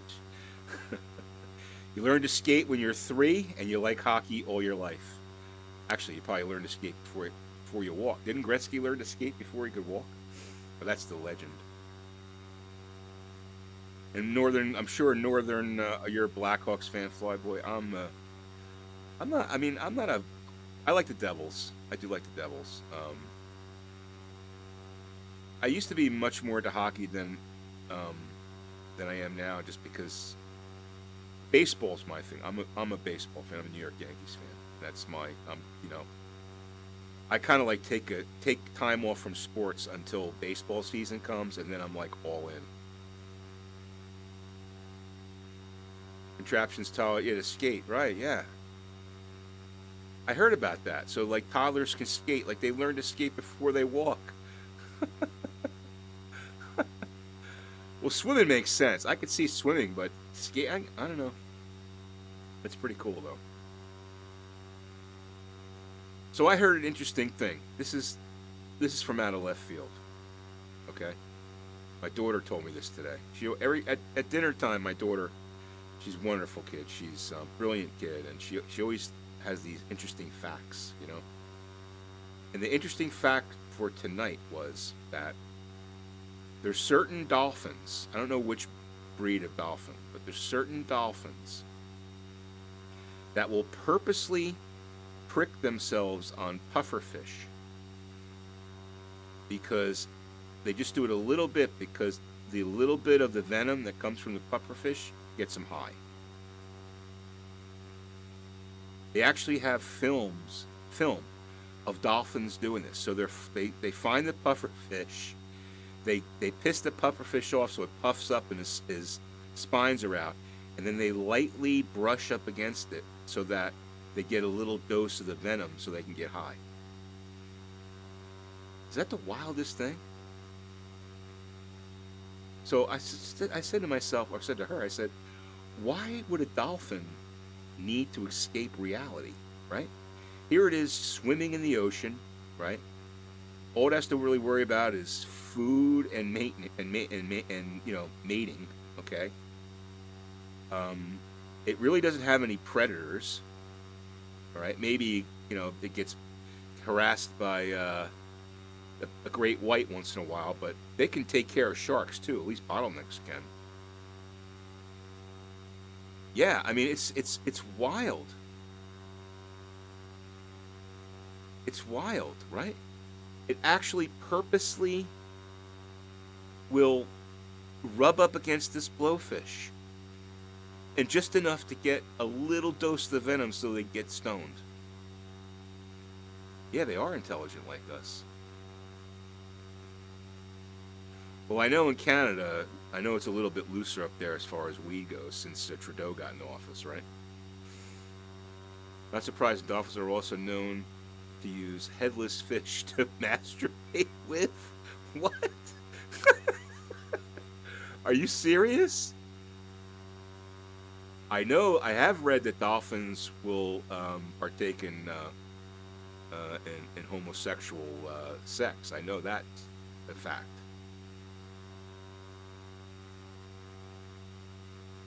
July 2018, it's going to be a national law that it's legalized for recreational use. Huh? That's bizarre. Using a dolphin for pleasure. I mean, using a fish for pleasure. That's pretty wild, man.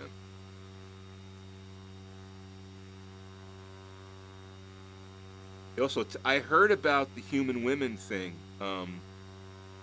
Like if women have on their menstrual cycle, that dolphins will sense that and they'll go after human women. I remember reading about that too. So I mean, it's, you know, they're mammals like us and they're super intelligent like us, right? Well, and we're not all super intelligent. There's a lot of idiot humans. I wonder if there's idiot dolphins. I wonder if they have like the clown of the pod, right? They have this one guy who's like, you know, Homer Simpson, you know? One guy who's just this dope that they all kind of chuckle at, you know? Maybe that's what they're doing when they're clicking and making all those sounds. They're laughing at the dumb guy, you know? Has to be, right? Because, I mean, not everybody has the same level of intelligence, so that would probably, I mean, there's smarter dogs, there's dumb dogs and there's smart dogs, right? There's dumb cats and smart cats. There's got to be dumb dolphins and smart dolphins, right? The idiot dolphin, right? Oh, here comes... Hey, Flyboy, thank you for the subscription, man. I appreciate it. You get the Bambino SR20 there. Thanks a lot for subscribing, man. I really appreciate the Twitch Prime subscription. And you guys don't know, with Twitch, if you're a Amazon Prime user, you link your Amazon Prime to Twitch, and you have one subscription that you can use on any Twitch channel that you want. It doesn't automatically renew, so you got to renew it, but it's a way for you to support the channels you like, and I really do appreciate that, Flyboy. Thanks a lot, man. I appreciate that. Those, you know, listen, it helps. Every dollar I get from subscriptions or advertising on YouTube and stuff like that, I put back in the channel, so I do appreciate that, man. Thanks.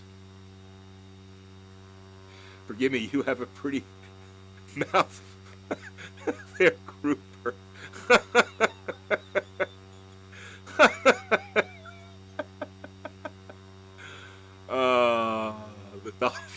The dolphin seducing the grouper. Oh, that's wild, man. That's wild. But that blew me away. That blew me away. You have a pretty neck, but let's get the head out. Let's get the head out of the way. Oh, see, I'm wobbling because I'm laughing. Anyway, I thought that was interesting. Dolphins getting high on blowfish. Oh, man.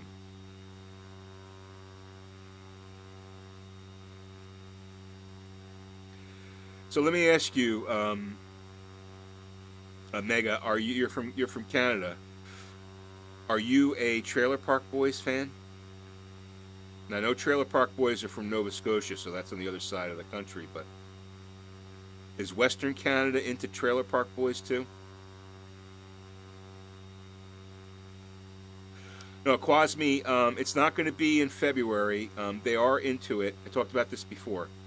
They're into doing a competition, but it's probably going to be in March because they're already in competition with a other group. But we're looking to do something with them in March. It'll probably be for a Cessna 172 instead of a 208. So we'll just kind of keep the the cost of the plane down a little bit, but they're definitely interested in doing it. So I'll keep on that, and I'll let everybody know. Yeah, season 11 wasn't great of Trailer Park Boys. If you guys don't know, Trailer Park Boys is on Netflix. It's a series that's been around for about 11 years, and it's these three dudes that live in a trailer park. Ricky, Bubbles, and Julian. And they're basically degenerate, pot-smoking, drinking dudes that don't have any money, and they basically have to steal and rob and always end up in jail and stuff like that. And it's a really funny series. Can't afford. Yeah, I said the same thing, but yeah, 1 through 7 are great. I love, like, you know what I really miss about season 11 was no J-Rock. I thought J-Rock was hilarious. J-Rock was hilarious. He was really, really funny. Yeah, so Quasme, they thought the 208 was a little steep, but that's okay. That's okay. You know, it's more about the fun. To me, I said to John Fly, it's more about the losing team has to fly the plane to the winning team's choice airport. That's like, you know, I'll probably do a stream of that flying. If we lose, I'll fly that plane somewhere, or whoever, we'll get someone to stream it, and that's like a funny thing, you know. Yeah, it's all in fun. I totally agree with you. Totally agree with you. But, you know, back to Trailer Park Boys. So, I miss J-Rock. I thought J-Rock was hilarious, and unfortunately, I don't know what he's doing. Maybe he got a better gig or something. And then Jim Leahy passed away recently, so he's not going to be on next year. And Jim Leahy was hilarious. Did I call him a pansy when he's... No, not at all. He's a good guy. John Fly's a good guy. John Fly does a lot for the flight sim community, and he's a good dude, man. He's you know, he helps people learn a lot about what we do here, you know, about flight simulation, and you know, he's committed to it too. You know, I think his streams are really good. But no, he was, you know, they were just maybe they were a little not caught off guard, but it was a little bit, you know, new for them. But you know, the good news is they're interested in doing it, and it'll be fun to do. So we'll probably do it in March. Yeah, he'll be in season 12, right? But without him, I don't know how they do the show, right? Because you got to have Randy and Jim and Mr. Leahy, right? I mean, if you guys haven't watched this show, it's not for everybody. But start with season 1. Season 1, you know, is a little slower, but season 2, 3, 4, and 5, when they start to get into when they have the Patrick Swayze train, and they're using it they're using the model train to get the pot across get the weed across the border so that Sebastian Bach. It's just hilarious. The premises are just crazy. Yeah, no, I get you, Robo. It's no big deal. Now they were cool about it. Yeah, Ray was funny too, but J-Rock was hilarious. I thought he was hilarious. Yeah, you know, I don't know. Do you ever watch the podcasts? They're hilarious. They're really funny too, man. I actually think the podcasts, like some of the older podcasts, are funnier than the show. It's really funny.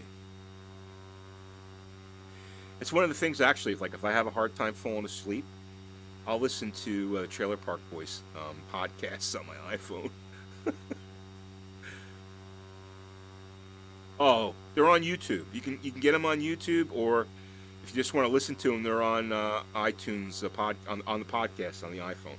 But some of them are on YouTube. Now they stopped putting them on YouTube, and now they're on SwearNet. But up until like mid 2016, they have there's like about 60 episodes on YouTube. That's enough there to make you crack up, for sure. But anyway, so yeah, the dolphins that get high off of blowfish. That was a big topic for tonight. One of the things I learned on Trailer Park Boys that I never researched, but you know, on the podcast, what they'll do is they'll come up with these facts, these funny facts that are basically true, and they'll, you know, talk about them. That a kangaroo has 3 vaginas. Now, I never really Googled that to verify that. I know they have a pouch, and I know that the baby crawls out of the kangaroo's vagina and crawls into the pouch. But I didn't know they had 3 vaginas. I mean, which one do you pick? I don't know. But I always keep forgetting to Google that to see if it's true. But that was a fact that came on Trailer Park Boys. So you got to kind of cushion that until you know, you can verify it. But anyway, image results for kangaroo has 3 vaginas. Kangaroo has 3 vaginas. The side one carries sperm to the 2 uteruses, and there you go. While the middle vagina sends the joey down to the outside world. Note that the uterus carry urine to the kidneys and bladder through the gaps between. There you go. Which one do you pick? That's what the guys. That's what the Trailer Park Boys dude says. Like Ricky said, which one do you pick? The easiest. Another interesting animal fact.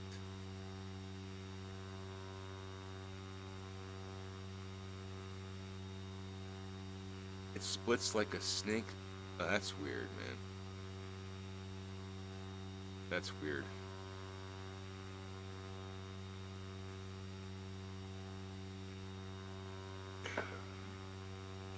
Happy kangaroos. Yeah, right. Anyway, more interesting animal facts.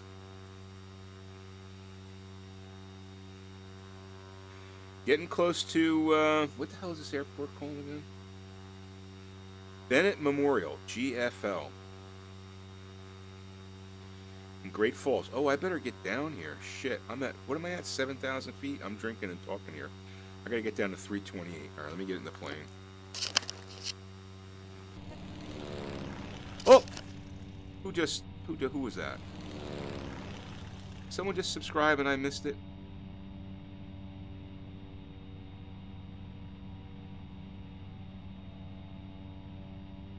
I think that was just a delay. Sorry, guys. Alright, let me get in the plane here.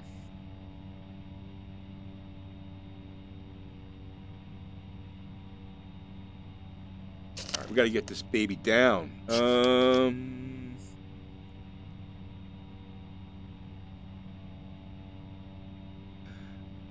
Now what I just do is I just basically tap trim and bring her down. Start to slow her down.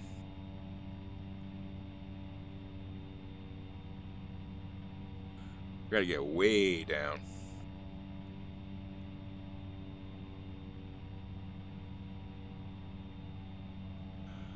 Alright, I won't touch that.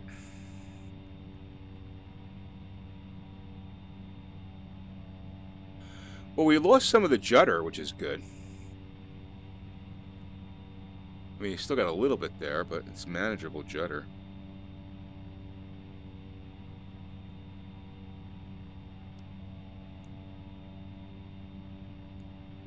LNAV on? LNAV on.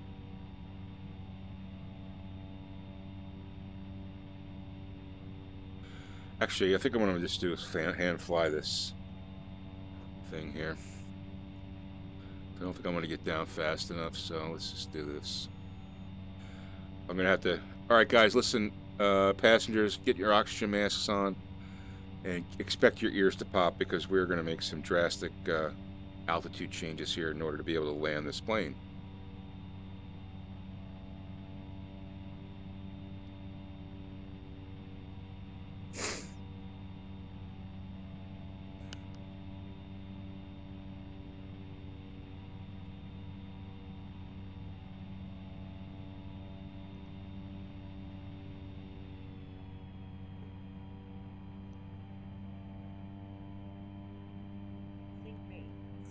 Okay, sync rate.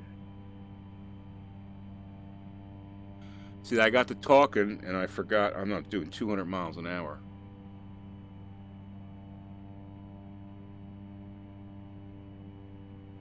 Gotta slow this plane down. I want to rip the wings off. Where's my airport?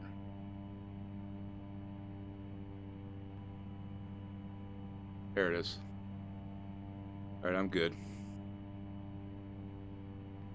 This is what happens when you drink and fly. Don't drink and fly. You can only drink and fly in virtual reality in a flight sim. You can't do it in real life.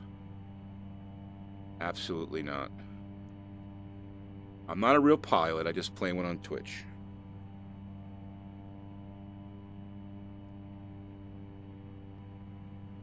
Here's my airfield. And we are slowing down.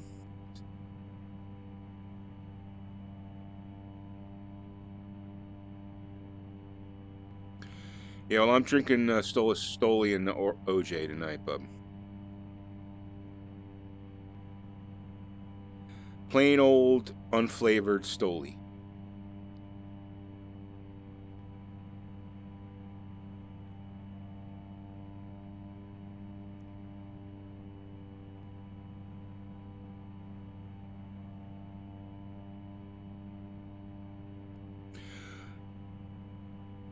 Oh, no, that's the PC-12. That's got that click, click, click. I don't know what the hell it is, and sometimes it's worse than others. First notch of flaps.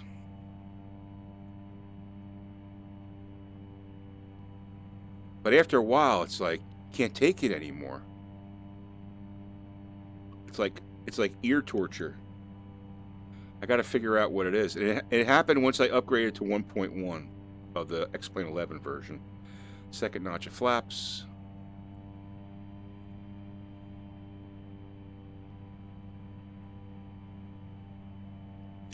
Hey, we lost the judder, which is nice. But we have to fly back to LaGuardia now after this, so.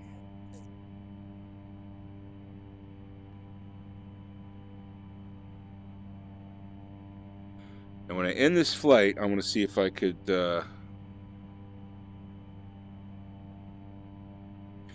Yeah, it's a switch that's bugging out. That's right, but, I mean, why is it bugging out? I don't know. Alright, so after this, I'm going to see if I can fly for VR Aviation.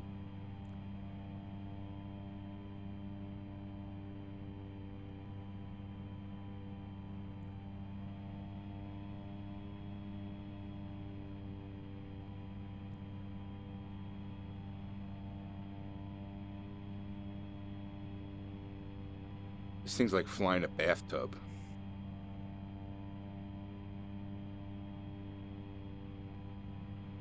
I like the PC-12. The PC-12 is like flying a, it's like a business jet, you know?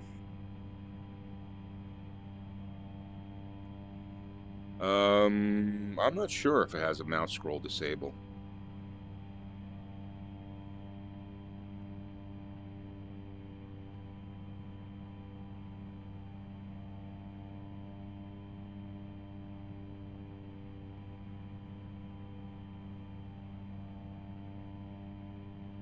So this is what's kind of a bummer about, you know, having your world objects on low, because you don't get any scenery at some of these airports. I mean, this one may not have any at all anyway, but it's nice having the scenery, especially when you're trying to spot the airfield. Because if you don't have a building to find, I'm a little hot here. It's okay, this plane's so easy to land. Oh, that's beautiful.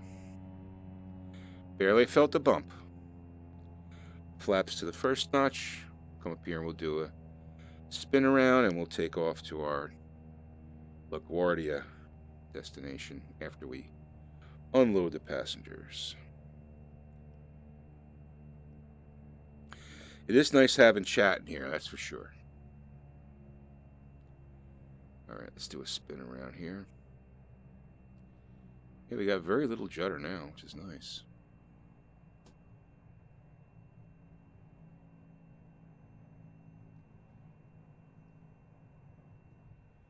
Getting the hang of these pedals, man. Set parking brake. Set parking brake. Parking brake set. Thank you. Let's see. Does it have a mouse scroll enable disable like the 1917? I don't know if it does. We have different bathtubs, yeah. It does try that. It causes issues for me in VR. Okay. All right. Yeah, I thought that landing was nice. In fact, we might have to take a look at that one. Here, let me get FSEconomy straightened out here first. Okay, going to there and okay. All right, now I can fly back to LaGuardia for the team here, which I'm going to do. So let me just show you. So if you're flying for VR Aviation or any group, when you want to fly, you got to make sure you pick the group you want to fly for. So far I've made like 6K, so I'm going to have to give back half of that to the group, which I'll give 3K back to the group. Plus, but this flight, which has a full 13 passengers, we're going to fly for VR Aviation. Cool. And I'm not sure if that's going to be enough gas. Let's just do a calculation here. We got 13. Calculate. We're going to call it 200 miles. We're going to need 44 gallons. You know what? I don't think that FSEconomy is properly calibrated with the 208, so I'm just putting 200 in there. Boom. All right, good. So we're good to go there. We don't need this guy because we have 13 seats.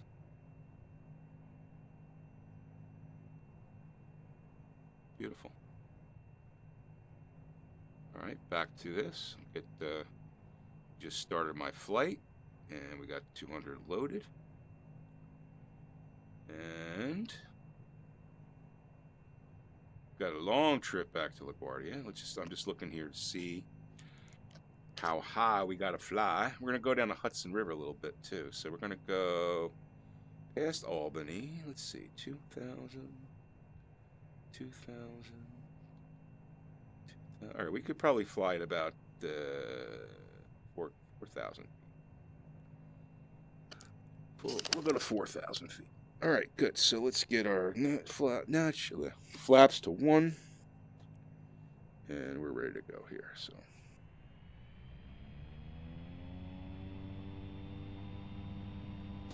Brakes released.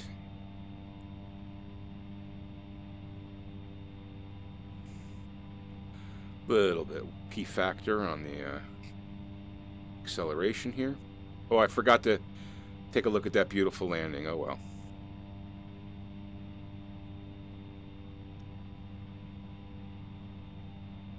And the plane just basically takes off. I'm not even touching anything, and usually it just takes off by itself. Well, I'll have to pull back a little bit. Oh, we're pretty loaded down. Sometimes if you don't have a big load, it just takes off by itself. A big load of customer or passengers and fuel, it'll just take off by itself, which is really cool. It flaps up. Let's trim her out. So we're good. We're climbing at 1,000 feet per minute.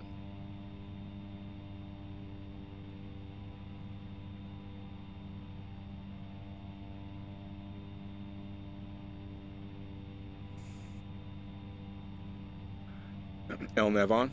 LNAV on.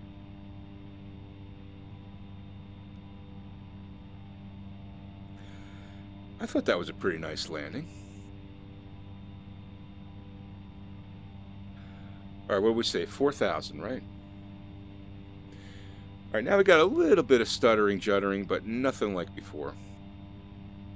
So hopefully when we get back to LaGuardia, it won't be too bad. Now, it could have something to do with this having this chat in here too. But maybe that's just the price you have to pay, you know? I can put up with a little judder if you guys can.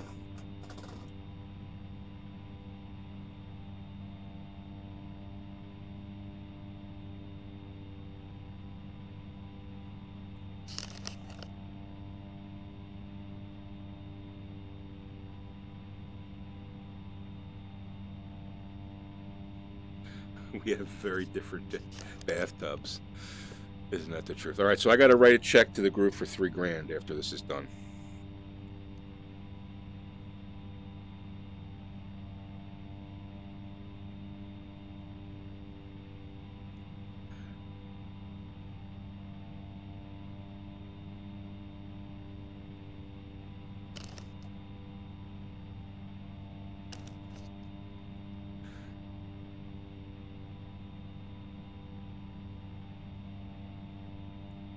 One of the nice things about being on the Discord too, for the group, in part of the group, is that N1316NC, who's Mike in the group, every day or so he'll post profitable flights in FSE. He's got this software he uses to figure out really profitable flights, and he usually puts up about 8 to 10 flights in there that you can fly with, like a 1900D or 1900C or a 208, or he's going to start doing C90s, and he's going to do Cessnas too, at 172s, and so they're profitable flights that you can take to make some money for the group.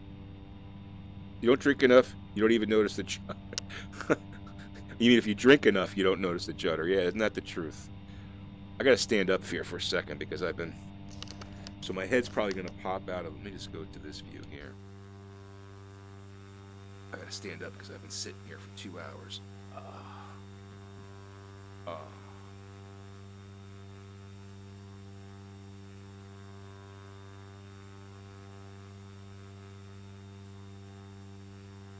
Use my flight route. It has something like that, but specifically for pilot edge coverage areas. Oh, that's cool. So you mainly fly pilot edge, Mega?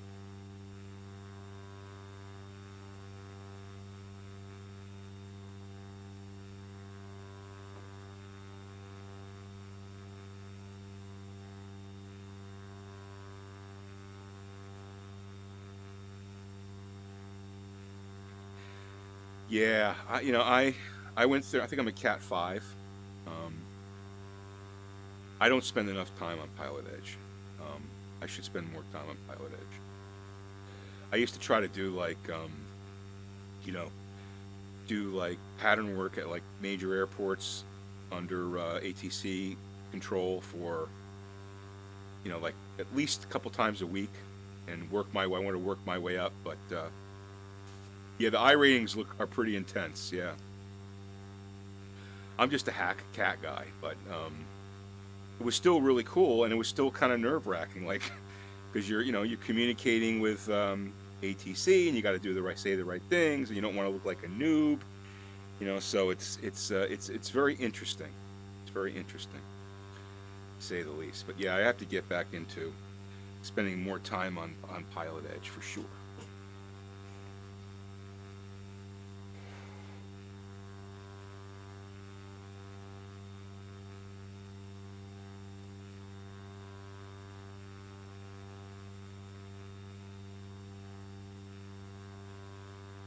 Oh yeah, I only subscribe. I do the 19 a month for just ZLA, because that's enough for me. But yeah, I like what they're doing too. I think Keith and his group do a great. I don't know if you ever watch Marcus's stream. He streams during the day, and I work from home, so I get to watch him a little bit during the day. Like I usually watch him like around my lunchtime. But it's pretty cool watching him directing people around. He's a good guy, Marcus. But yeah, I think they do. I like what they do too. I think it's awesome.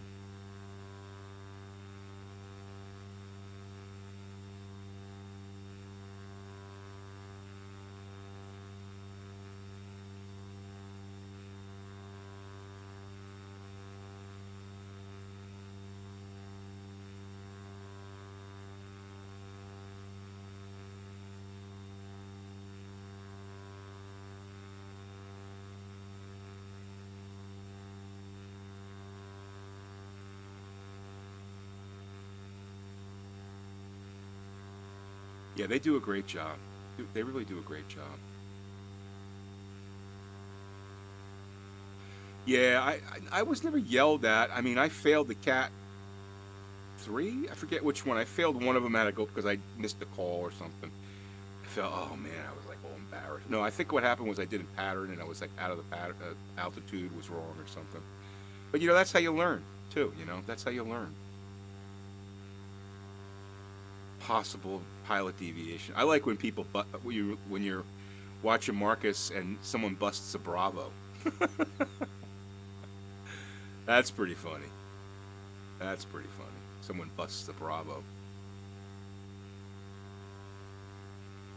But yeah, if you guys haven't checked out Pilot Edge, I think it's pilotedge.com. And you can get a 2-week trial, free trial, so you can try it out. The nice thing about it is it's very easy to install. You know, it's not difficult to install it. The client. You know, like we all know FSEconomy. It's like you have to have a PhD to install FSEconomy. I mean, I'm being facetious, but the average person could get shied away from installing FSEconomy. That's why I think it would actually be bigger if someone took the time to make it a plug-and-play implementation. But because you have to have like Python, certain version of Python, and it's complicated, right? Yeah, right. But you know, with Pilot Edge, it's really simple. They made it very simple to install the client, and it works. I've never had a problem with the client. It doesn't require any other scripts, I don't believe, or any scripting functionality. It runs on its own.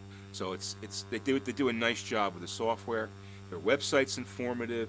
You know, if you go through the CAT program, every different CAT level has like a training page where you can see exactly what you should be doing, and you know what you should be even saying to ATC, so you're not like completely caught off guard. They did a very nice job of doing that. And for, you know, the person that dreams of someday having a private pilot's license, you know, it's a great, you know, it's really not, when you think about what it costs you to get a private pilot's license, Pilot Edge is really not that expensive, right? Was it $379 a year for the full package or something like that? I mean, that's not that expensive when you think about it. Yeah, it kind of clicks and you really get good at. Yeah, I mean, so it all comes with practice. You know, for most people, getting over the hump of talking to ATC, the anxiety of talking to ATC or saying the wrong things to ATC, is what most people fear. At least that's for me. That was my biggest fear. And then once you get over that, you do that more and more, then you get used to it. Yeah, Robo, I think it's very beneficial because it'll help you practice your calls. Even in CTAF, it helps you practice your CTAF calls. And the other added bonus about Pilot Edge that, you know, everybody focuses on the ATC, it's a multiplayer environment too. So like if you want to have SimPilot 13 on Saturday is having a group flight down in the British Virgin Islands, and I think he's going to start at I forget where he's going to start, but it's going to be end of St. Bart's, going to go to St. Martin, all down in that area, and he's doing it on Pilot Edge because basically Pilot Edge has the entire world. Wherever you are in X-Plane, you can be on Pilot Edge and you can use the radio, you can talk to people, as long as you're not interfering with, you know, the ATC on the controlled areas. You know, you can use it as a multiplayer system, which is awesome. Yeah, all the drones, that's right, all the AI drones. Which sometimes are a little strange, like sometimes the drones take off the wrong way at airports and stuff, but it is nice to have that extra traffic.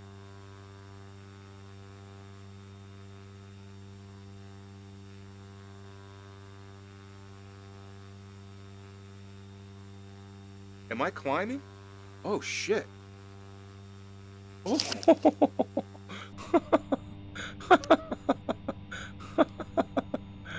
Oh, you're right. I wasn't even paying attention. I'm at 10,000 feet.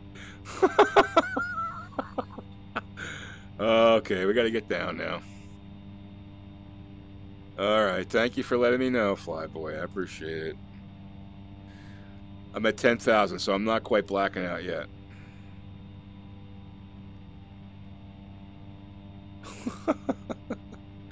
Yeah, I don't want to be up this high. Although it is more efficient to fly at this altitude.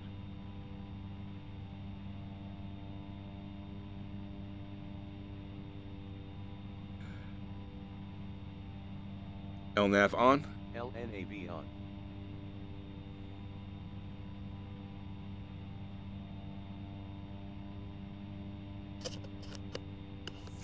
That's funny.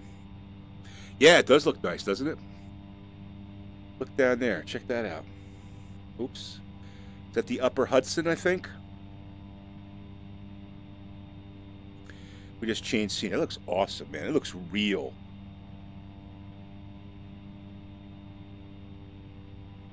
We're changing tiles there, probably. That's why you get that warble.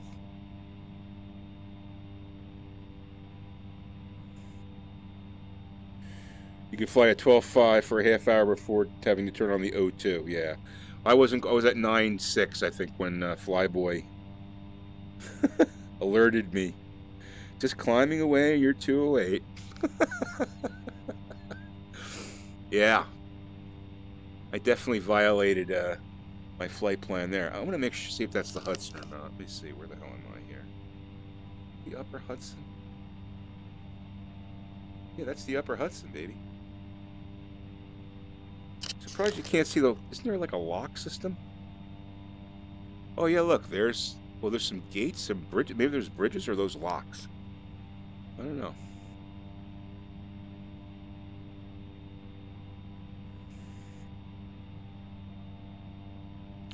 Flying VR flight level 4100 over Ortho looks... Yeah, it looks... That looks incredible. Even at, 10,000 feet, looks pretty amazing. I mean, it looks real. Now, I have it at 40 miles visibility. I've kind of settled on 40-mile visibility as being okay. Like, I started at 20, but 20 was a little close. 40 seems to be, like, right in the space. Yeah, I think those are the locks, right? Oops, stuck my head out the window there. It looked like those would be locks there. Although, I'm not sure. I actually know someone. Oh, we're coming down here into the locks. I think those are just... There's a lock there. I actually know someone that took a boat all the way up the Hudson, up into, I guess it's to Ottawa.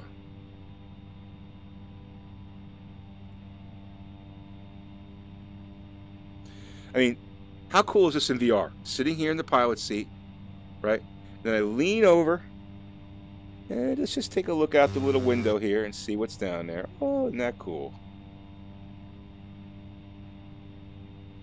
You can't do that in 2D, baby. You cannot do that in 2D. That looks so awesome. That's why I built out this East Coast Ortho, man. I wanted to be able to do flights like this. And you know what I noticed flying over all these places in the country? The Ortho, there's a lot of baseball fields, man. A lot, especially down south. Oh my God, there's so many baseball fields down south. That's good to see, because Lord knows I love baseball, and baseball continues if kids are still playing it. And with the competition between lacrosse and football and soccer, we've got to make sure kids are playing baseball,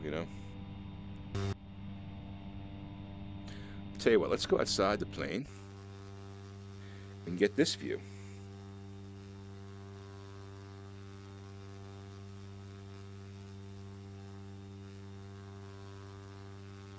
That looks pretty awesome with the hovering X-Pad.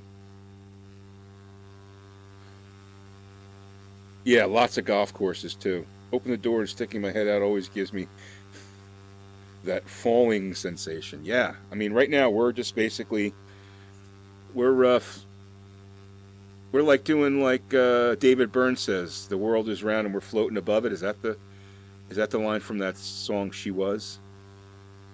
Or she's floating above it or whatever? We're just like floating above the world here. Check my altitude. We're at 7,000, coming down slow.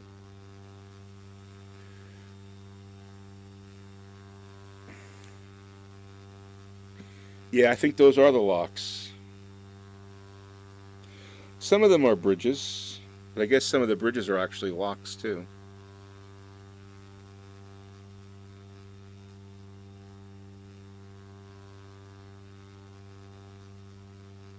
I gotta fix this floating X-Pad.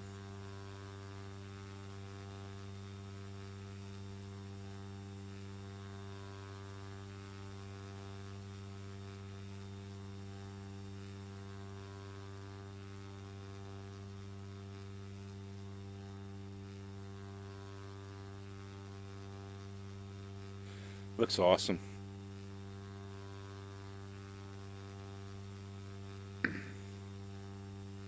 I tell you though, the hot setup in VR, and I've seen people ask this question before.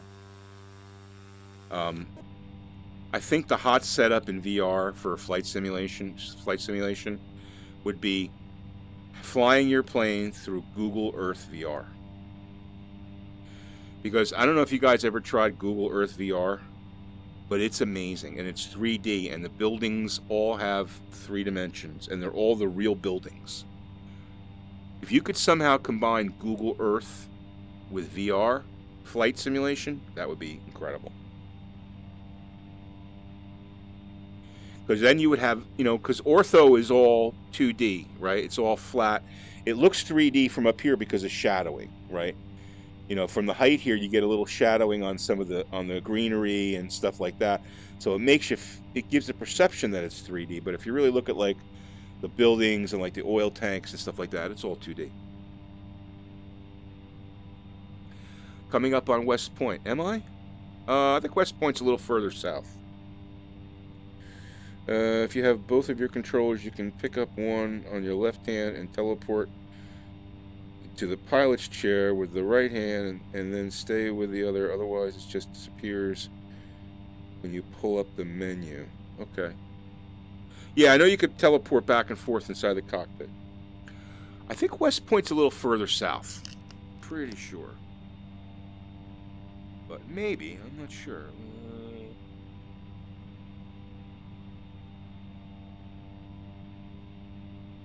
We just passed Albany, so yeah, we got a little ways to go to get to West Point, I think.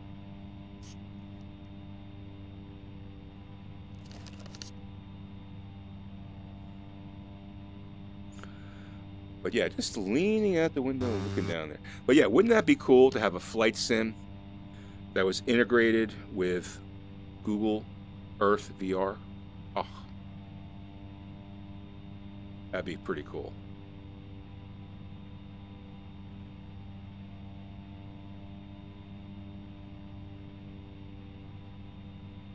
I mean, you should be able to do it, right? You got to license Google Earth VR, right? And then use it as your scenery. You got to basically map all your... I mean, it's a huge project because you got to map all those airports and everything on it, right? Meet some of the greener racers at the high school for the town, and it looks so much nicer. Yeah, because it's got the 3 dimensions. You know, you wanted to have those 3 dimensions. But if you had a flight sim that was using Google Earth VR, everything's already 3-dimensional. So you wouldn't have to do any of that stuff. All you'd have to do is you'd have to overlay your airport's information from your sim onto Google Earth VR, which I would bet you that, you know, they probably have a database of that stuff. Just take a few programmers, a few, you know, months to do that. I don't know. And then we wouldn't have to worry about building out tiles all the time, you know?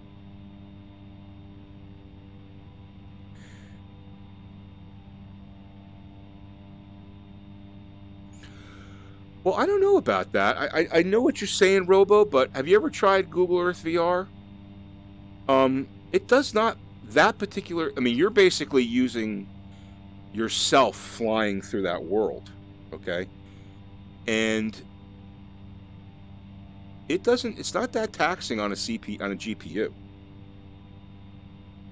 It moves quick, it doesn't stutter, you know, so I don't know. I mean, I don't know. I think that's the, to me, that's probably the holy grail, something like that, to have a completely 3-dimensional environment to fly in, right? I mean, look at like Aerosphere. Sorry, Aerofly FS2. They have a completely 3-dimensional atmosphere to fly in, right? Buildings, ground textures, it's all 3-dimensional. Yeah, it takes a lot, and it's a little bit more still, but you know, like Mega said, throw enough money at it and a development team and they could figure it out, you know?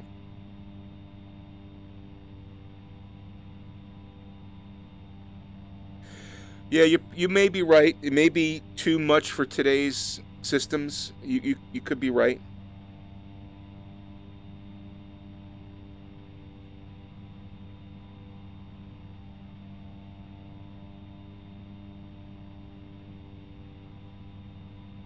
You could be right. But I don't know, it'd be pretty damn cool, wouldn't it?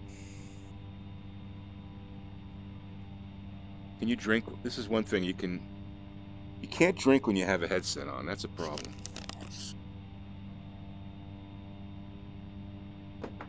You have to invent a headset you can drink with.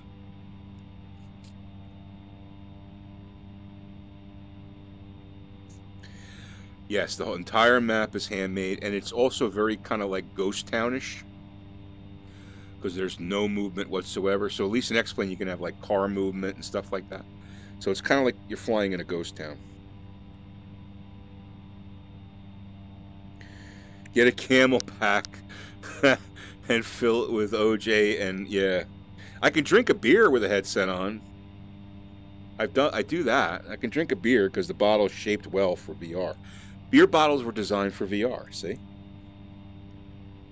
That's a good thing. Beer bottles were designed for VR. I think we're going to stay at 5,000. Altitude hold. Altitude hold on.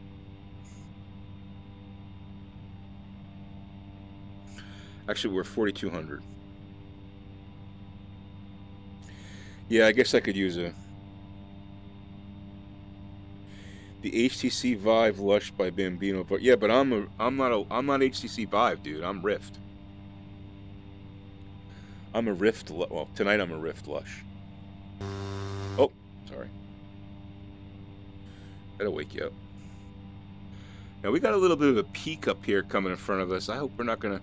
But it tends to be like you think the mountains are higher than they really are. Once you get to them, you're kind of well over them. So that's why we have charts. Let me look at my chart here. What kind of peak? I have a peak. I don't see anything on the sectional. We're basically 35 miles from, or 45 miles from LaGuardia, so. Lusho Rift by Bambino, then, yeah. Rift is too family-oriented to help with drink. HTC would be on board to make new drinking headsets. Then VR beer pong. Hey, VR beer pong. Oh, dude. Drunken Bar Fight is a VR game. Have you checked out Drunken Bar Fight? Drunken Bar Fight. You go to the bar, you drink beer, and everybody else is drinking, and the further as the night goes on, people start getting into each other's shit, and they fight. Drunken Bar Fight. You got to check it out, man. I think you can get it for like $6 now. And you actually fight, you punch people. It's called Drunken Bar Fight. It's hilarious. Drunken Bar Fight. Just watch a video of it on YouTube. You'll laugh your ass off. In fact, I should probably get it and stream that. Drunken Bar Fight.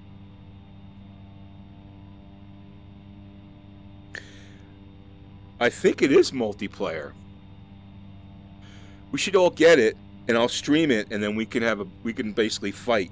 Let's do that. It'd be kind of funny. You guys see that peak up there? I'm worried about that peak.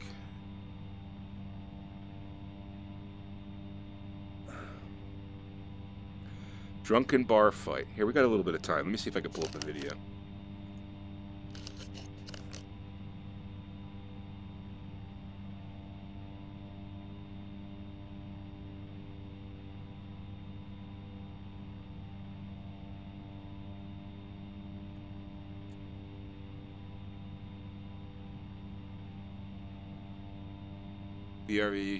VR Aviation Echo Arena. Echo Arena looks really cool. Yeah, that would be cool.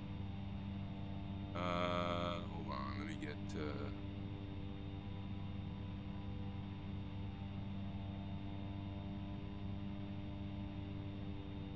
I've never. Let me just see.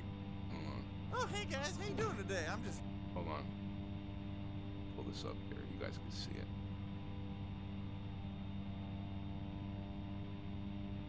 Hanging out one of my favorite pubs, getting to know the locals. You know, I'm just a friendly guy. I'd like to meet everyone, share their stories, find out more about them and stuff. Especially big muscly dudes. Oh, I got it. Oh no. Come on. Hey, yo. Hey, guys. How you doing? Oh, big bouncer dude. How you doing? You want to come over here? Huh? Just swing your arms. You can't. Fuck. The windmill action. Okay. Oh, and I'm down again. No. Woo. Come on, buddy. Get up. Who are you flipping off? Get up. Come on. Yeah, they Come give on. you the finger and stuff. Yeah, pick him up like a marionette. Come on. Hey there. Whoa there. Feel stronger if you drink more. Oh, man. Yeah, the more you drink, There the we stronger go. you get. Yes, we are playing Drunken Bar Fight once again because they added a couple more pubs to the game that we're gonna check out today. Excuse me, pardon me, don't mind me. I just want to leave. So that's the normal bar we go to, and we have like a rooftop bar and an old west bar. Let's check this out. Where hell? It is rootin' tootin' kind of place. There really are. There's one cowboy back there. I was hoping there'd be more cowboys for me to beat up. You barkeep, I'll take a sarsaparilla or 7. Wait, does sarsaparilla not have? All right, come on, get to the fight, one? dude. Come on. Oh yeah. Here we go. We're back up. And I accidentally realized that we were on third person. Sorry about that. Back to first person. Oh, you don't like that, do you? No, I'm not falling for you or your nonsense again, buddy. Okay, in fact, here. Come here. Got you in the stool. Yeah, he is kind of annoying. I agree with you. And come here. But you hit people with stools and shit. Welcome to the Thunderdome. Who thought of doing this? I'm You more know? insulted by you than the people that have straight up punched me. You pretend to be my friend. All right, come here. All right, you guys get the idea. Oops. You guys get the idea. Drunken bar fight.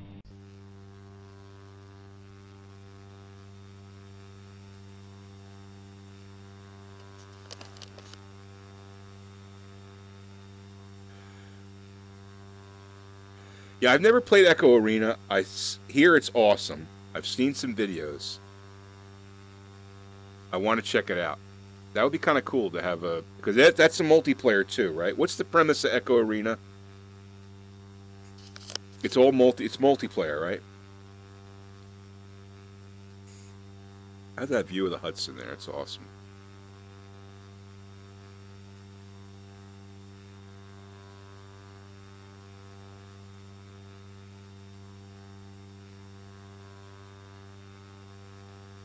Yeah, I know what you're saying. If you just flick your wrist and you're punching somebody. Yeah, I know what you're saying.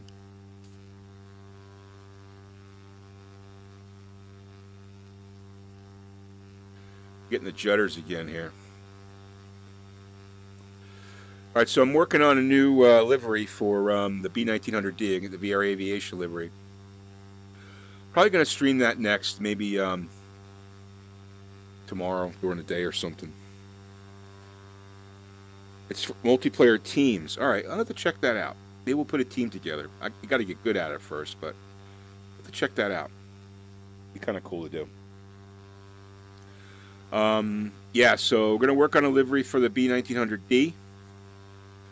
I pretty much have the thought in mind, the design that I'm going to do, and then once I do that, I'm either going to do the PC-12 or I might do a Cessna 172. It'd be kind of cool to have a 172 in the VR Aviation colors and logo. So, going to keep the momentum going. Nice livery of VR Aviation planes would be kind of cool. I mean, I should say, a nice selection of liveries would be kind of cool to have. Oh, there you go. Awesome.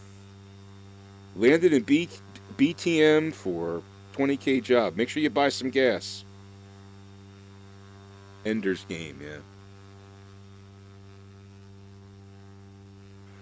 That's awesome, Megan. Good. Good. Isn't it beautiful flying up there? I don't know if you have Ortho yet for up there, but Ortho looks awesome up there. Let me get in the plane and see if this is a little better.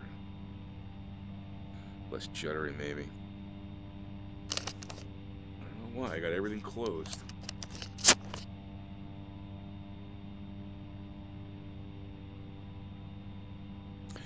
You float around trying to get to this. So okay. All right. I'm going to check that out. And maybe, is it teams of 4s or teams of 2s, or how does it work?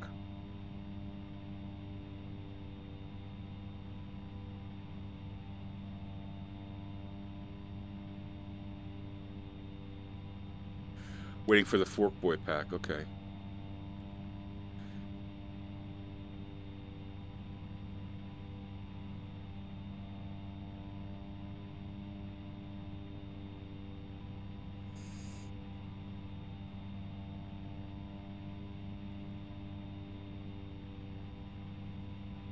Hopefully this is just a scenery change here. I think it was.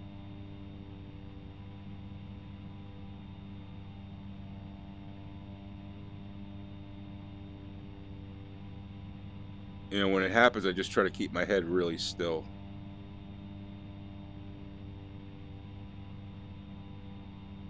Or move it very slowly. All right, I'm going to check it out. Maybe we'll play, maybe we'll put a team together. That'd be kind of cool. We could stream it.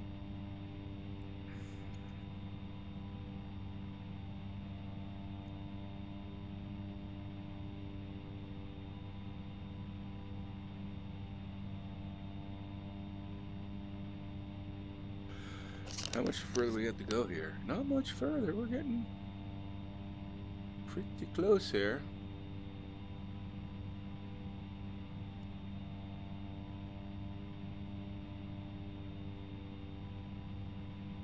Coming up by Newburgh. Well, not quite yet.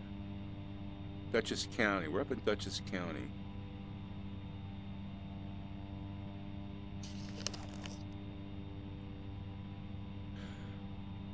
Oh, Lone Echo is free?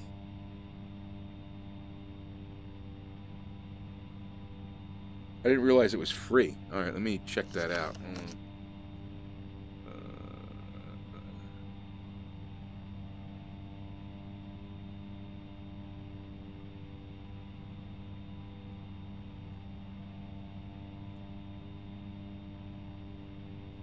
No, it's $40, dude. Lone Echo's $40. No, Echo Arena. Sorry, what am I? I get confused with Lone Echo. Echo Arena. Doi. Sorry.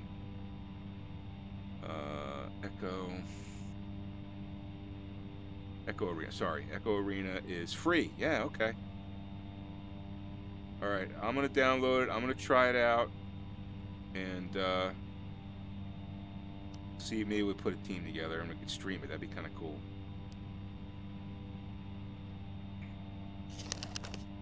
Yeah, sorry, I'm on my third screwdriver here, dude. So sorry. All right. Hopefully I won't kill the passengers here.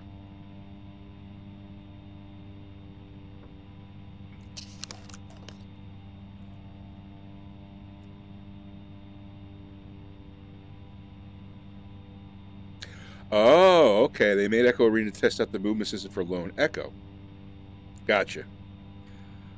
Well, I'll check it out.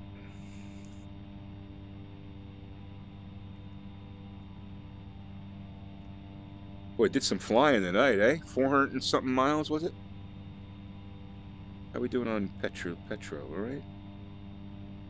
Yeah, my tanks are fine. Not a lot of baseball fields in upstate New York. Too cold. They got to play indoors. Yeah, see, I thought those peaks were high, but they're not high. We could probably go down a little bit here too.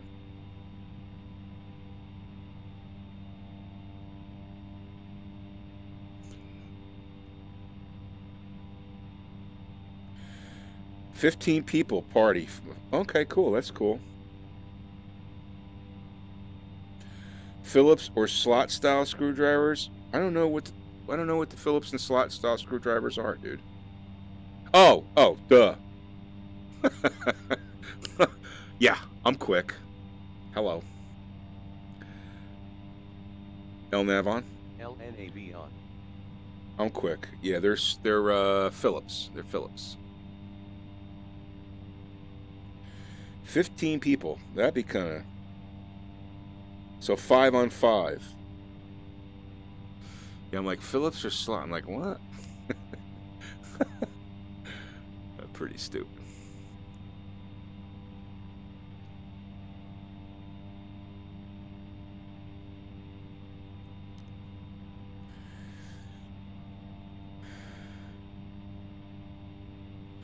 Yeah, I've had 3.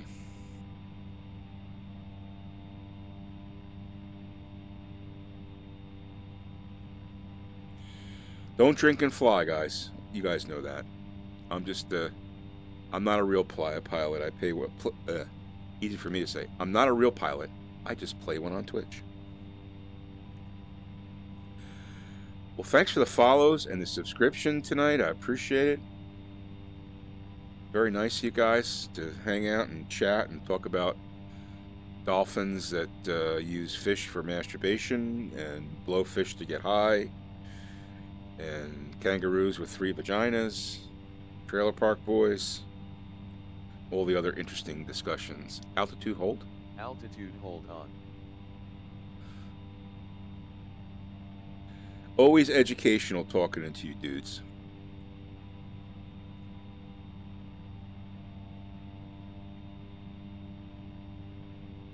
We're almost home.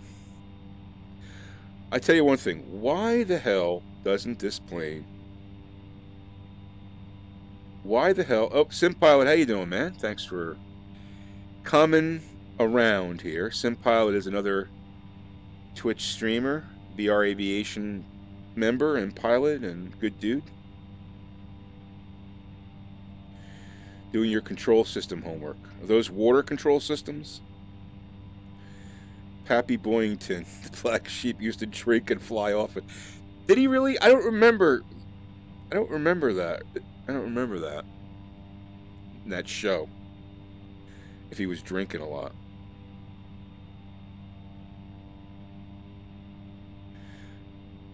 Electrical, okay. Now SimPilot I've had a couple of vodka orange juices tonight, so we're flying loose, baby. Flying loose. Hudson River right over there. Make sure we're not, we're getting close, we're getting close. We got about 30 miles to LaGuardia. Yeah, I wouldn't say that I'm oiled. I'd say that I'm primed. It's probably a better way to say it. I'm not really well oiled, I'm primed. Yeah, oh snap. So SimPilot, I talked a little bit about your Caribbean cruise coming up on Saturday. Unfortunately, I won't be able to make it because I've got a family thing that I'm doing. But 1 o'clock on Saturday Eastern, SimPilot's having a Caribbean group flight on Pilot Edge, and you can check out his Discord for information. Yeah, it sounds like it's going to be a lot of fun. As I mentioned before, Pilot Edge is multiplayer, so you can do that kind of thing. And he's got a route planned out for GA aviation, GA planes. So pick your best GA plane, and if you want to join that, it's going to be Saturday 1 p.m. I wish I could do it. I'll definitely try to make the next one, but I just can't do it this Saturday. You were in law enforcement in California. Okay. You were in law enforcement. Or used to fly. Okay.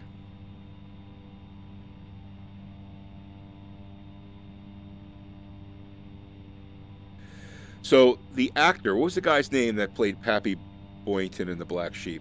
Was he, what the hell was his name? Wasn't he the guy that said you could knock the battery off my shoulder? In the Duracell commercial? What the hell was his name? I can't remember his name.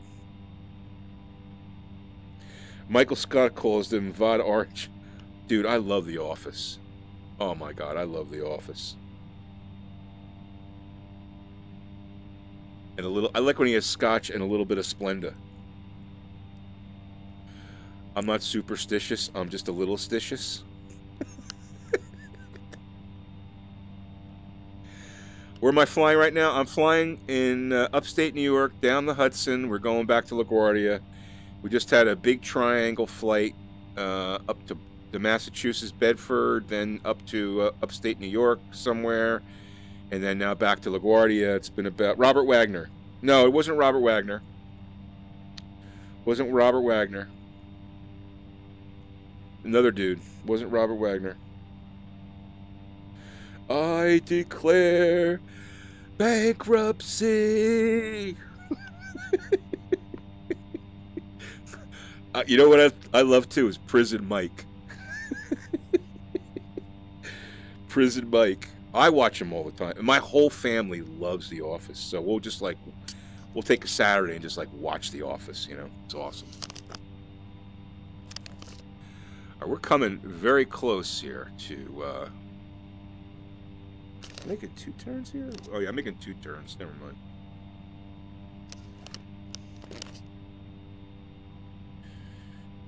Yeah, they're on Netflix.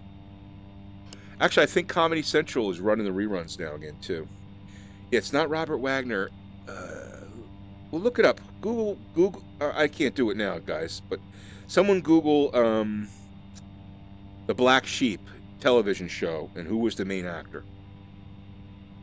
Can't remember his name. Robert Conrad. There you go. Robert Conrad.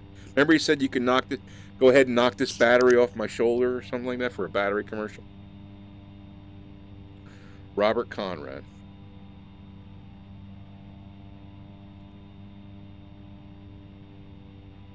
You're going to fly LGA to Manchester, but everything is locked. Okay, locked in New York.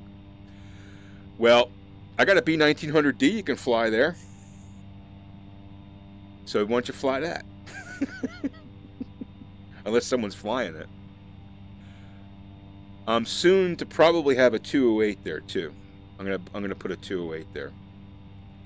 Now that's the right around there is where the Tappan Zee Bridge would be. I'm pretty sure. Let me look at my map there. Yeah, that's right about where the Tappan Zee would be. Which they're actually redoing the Tappan Zee Bridge. It's pretty amazing.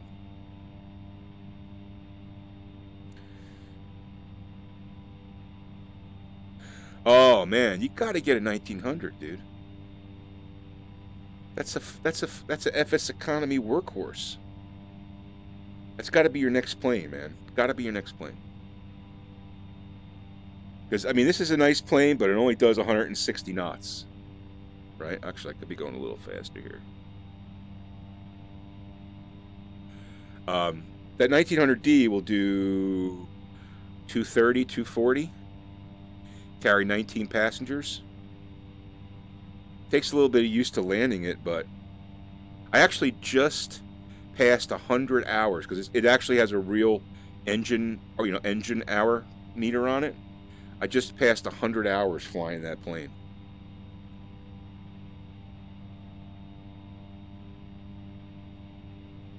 Yeah, so that's where the Tappan Zee would be, I believe. Now, in real life, on a good day, we would see the city from here. But I don't have that set up. My budget is 1 plane a month. Okay, gotcha. You bought the 2A. So next month, buy the 1900D. Either the 1900D or the PC-12. PC-12 is awesome, too. PC-12, I was hemming and hawing, and I bought it. PC-12 is like flying a business jet with a prop on it. And it's very easy to land, take off. Turbo prop, 10 passenger for FSEconomy, and it'll do 140 knots. I agree with you. Of all the Carenado planes I have, the 1900D is the nicest one. This one's okay. I like this one, but it's not as nice as the 1900D. I love the 1900D. My 2 favorite planes are the 1900D and the B-Flight Air SR-20. Look at that.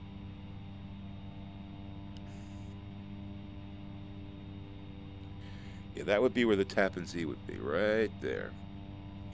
Bear Mountain, I think, is right there. So now we're around West Point.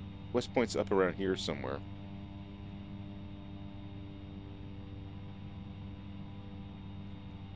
Are you streaming tonight there, SimPilot?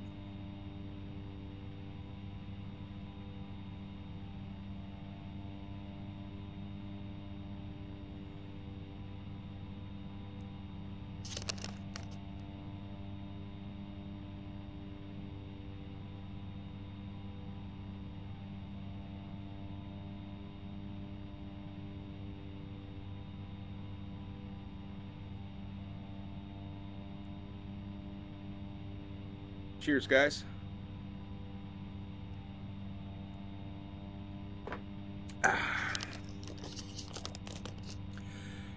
You know what my favorite drink is? All right, what's your favorite drink? You guys can put it in the chat. Oh, you only been FSing for like 5 months, so none of my hanger is far affected. Well, when you get a B1900D, you're going to be making some cash, bro. Oh, you're at work. Okay.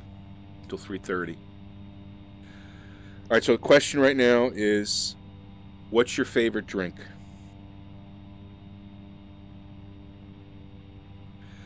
I'll tell you my favorite drink. My favorite drink is anything with Crown Royal in it. IPA when it comes to beer, and gin and tonic with spirits. CNC. All right, CNC is good. I like Crown and ginger ale. I like Crown and Coke. I like Crown and Crown. And I like Crown, Crown, and Crown. I'll drink Crown neat. I'll drink Crown on ice. I'll drink Crown with a little water. I love Crown Royal. Rum and Coke and kamikaze shots.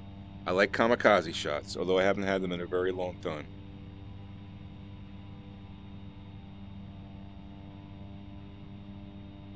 Glenlivet, yep.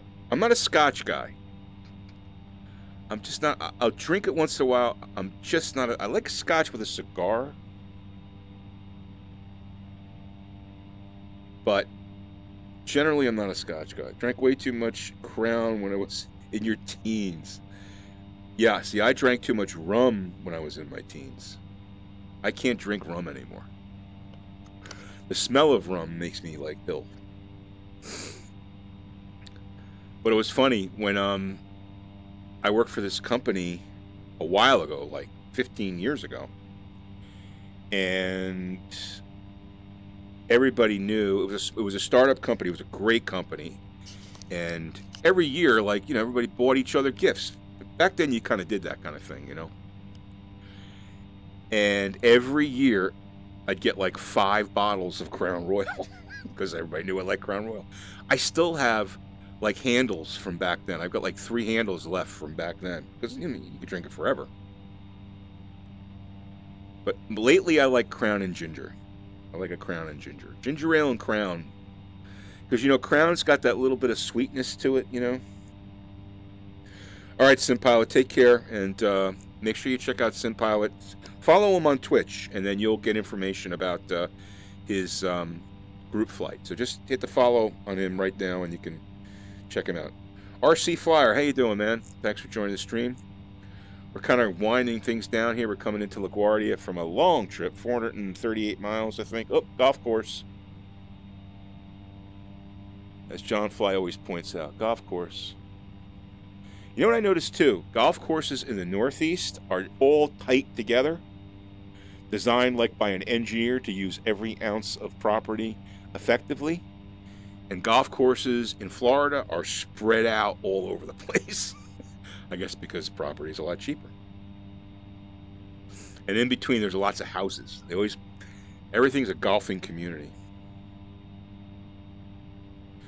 Yeah, I think we're already coming 3 hours and 9 minutes, so this was a long one.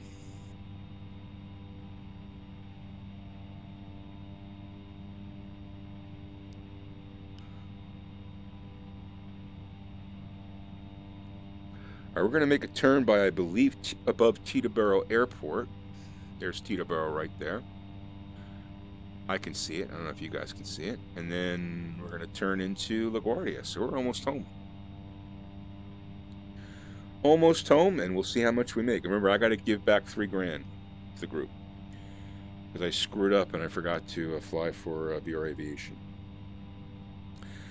I'm not an IPA guy, Megaphone. I like, you know what I really like? I don't know if you ever had Yinglings. It's kind of a northeastern beer. It's made in Pennsylvania. Yinglings Black and Tan. So it's a mixture of a lager and a stout. And it's really good. Yeah, RC, I'm using Ortho. My zoom levels are 18 within a 5 kilometer radius of airports, and then everything else is 17. So right now, because, oh, right now we're just going, there you go. Right now we're looking down at Teterboro, so 5 kilometers around Teterboro is all 18, and then you go to 17.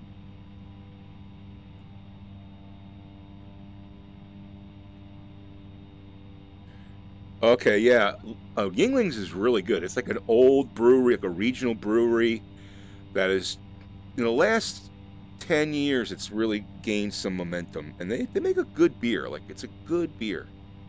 Black and tan. You know, I don't like a stout because it feels like you're drinking bread to me. But when the mixture, the black and tan is really good. Yingling's black and tan.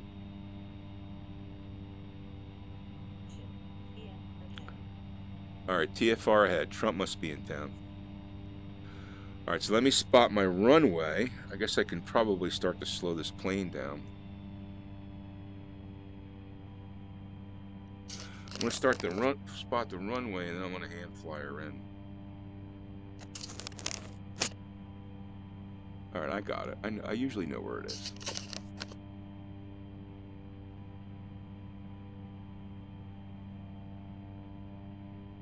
Let's bring this baby home. Ready?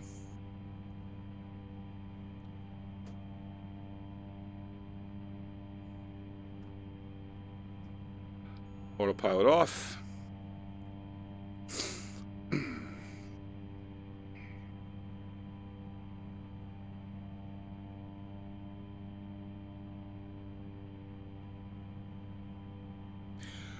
Oh, Yinglings? You have Yinglings in Kentucky? Yeah, stout's like a meal. I agree.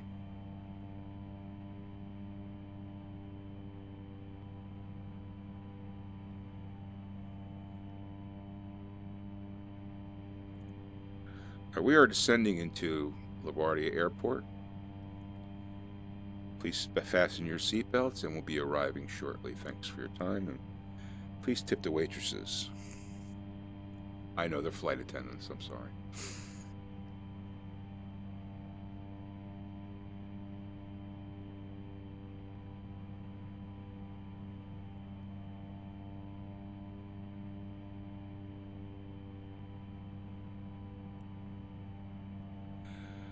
Dolphins that get high off a blowfish. Maybe that'll be the title of this video. No, I don't think so. I gotta stick to my uniform titles, but for those who dare to peek in and actually watch the conversation, or I should say watch and listen to the conversation, they're bound to get a few chuckles tonight.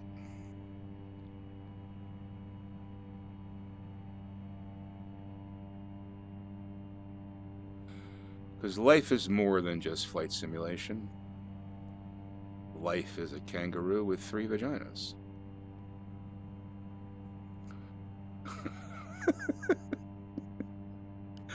Alright, slow it down. Ladies and gentlemen, we are on our final approach for LaGuardia Airport. Please assume crash position. Alright, we get our second notch of... Oh, we have too much flaps there. Oh, I put way too much flap in there. Alright, sorry. Sorry, guys. Sorry. Clean up your drinks. Alright, we're good now. Captain is back in control of the plane. Baseball fields. See? Right there. 2 baseball fields. And there's our shadow. Check down there. See our shadow? You know what I noticed the B in the 1900D? If you look at the cone on the propeller out the window, it actually shows the moving reflection of the ground, which is pretty amazing when you think about it. That's the kind of detail that X-Plane has. So the reflection in the cone on the propeller shows the actual scenery that's moving on the ground. That's pretty cool. 500 feet, thank you.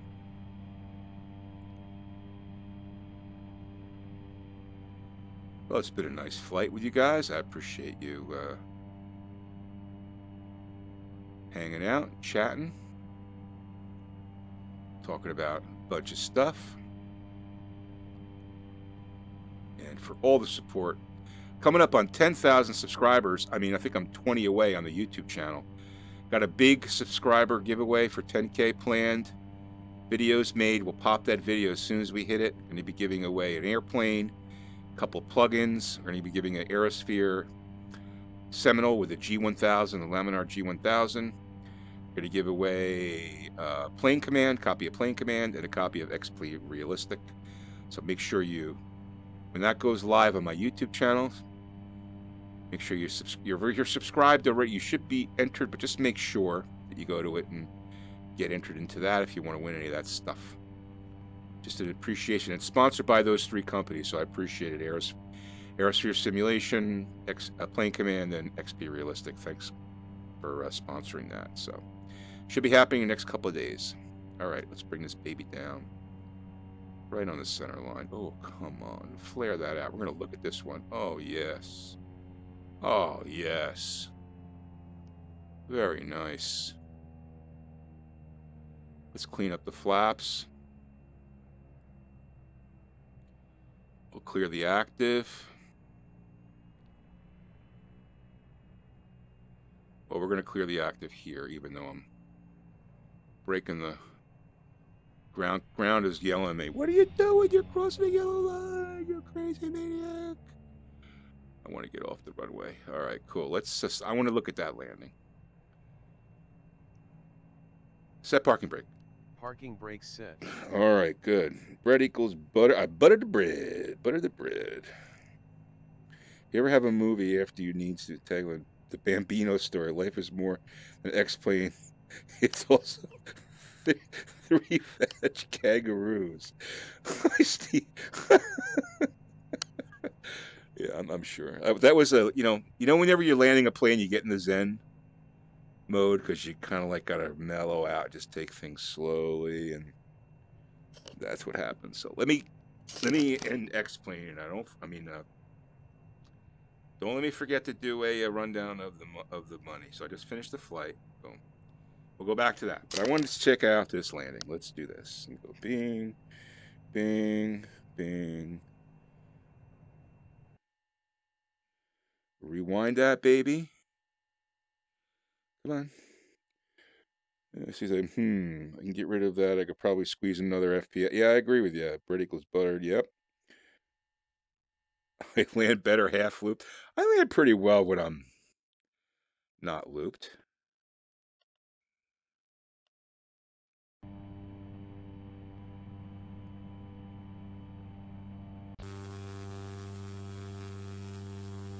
Let's see. I want to see if I flare it out at the end there. I like when I just flare it out a little bit at the end there and just get those back wheels down. Let's see. Okay, there's a nice flare. There it is. That's good. Good angle. Back wheels. Boom. Back wheels. Front. Oh, pretty tasty. Pretty tasty. Come on.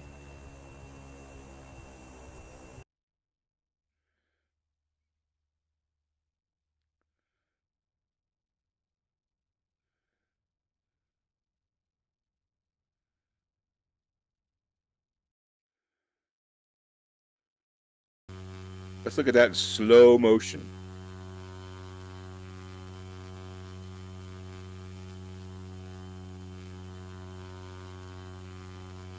That's nice. Back wheels. Front wheel. Front wheel. Nice. All right, I think I buttered the bread there. Oh. We can shut the plane off now. Let's clean up the plane. Come on. One thing about this plane is it's very easy to start and stop. Battery off. And it's off. And everything's off. Oh. It's off. Beautiful. Yeah, I thought I greased that one pretty well. All right, cool. So that's that.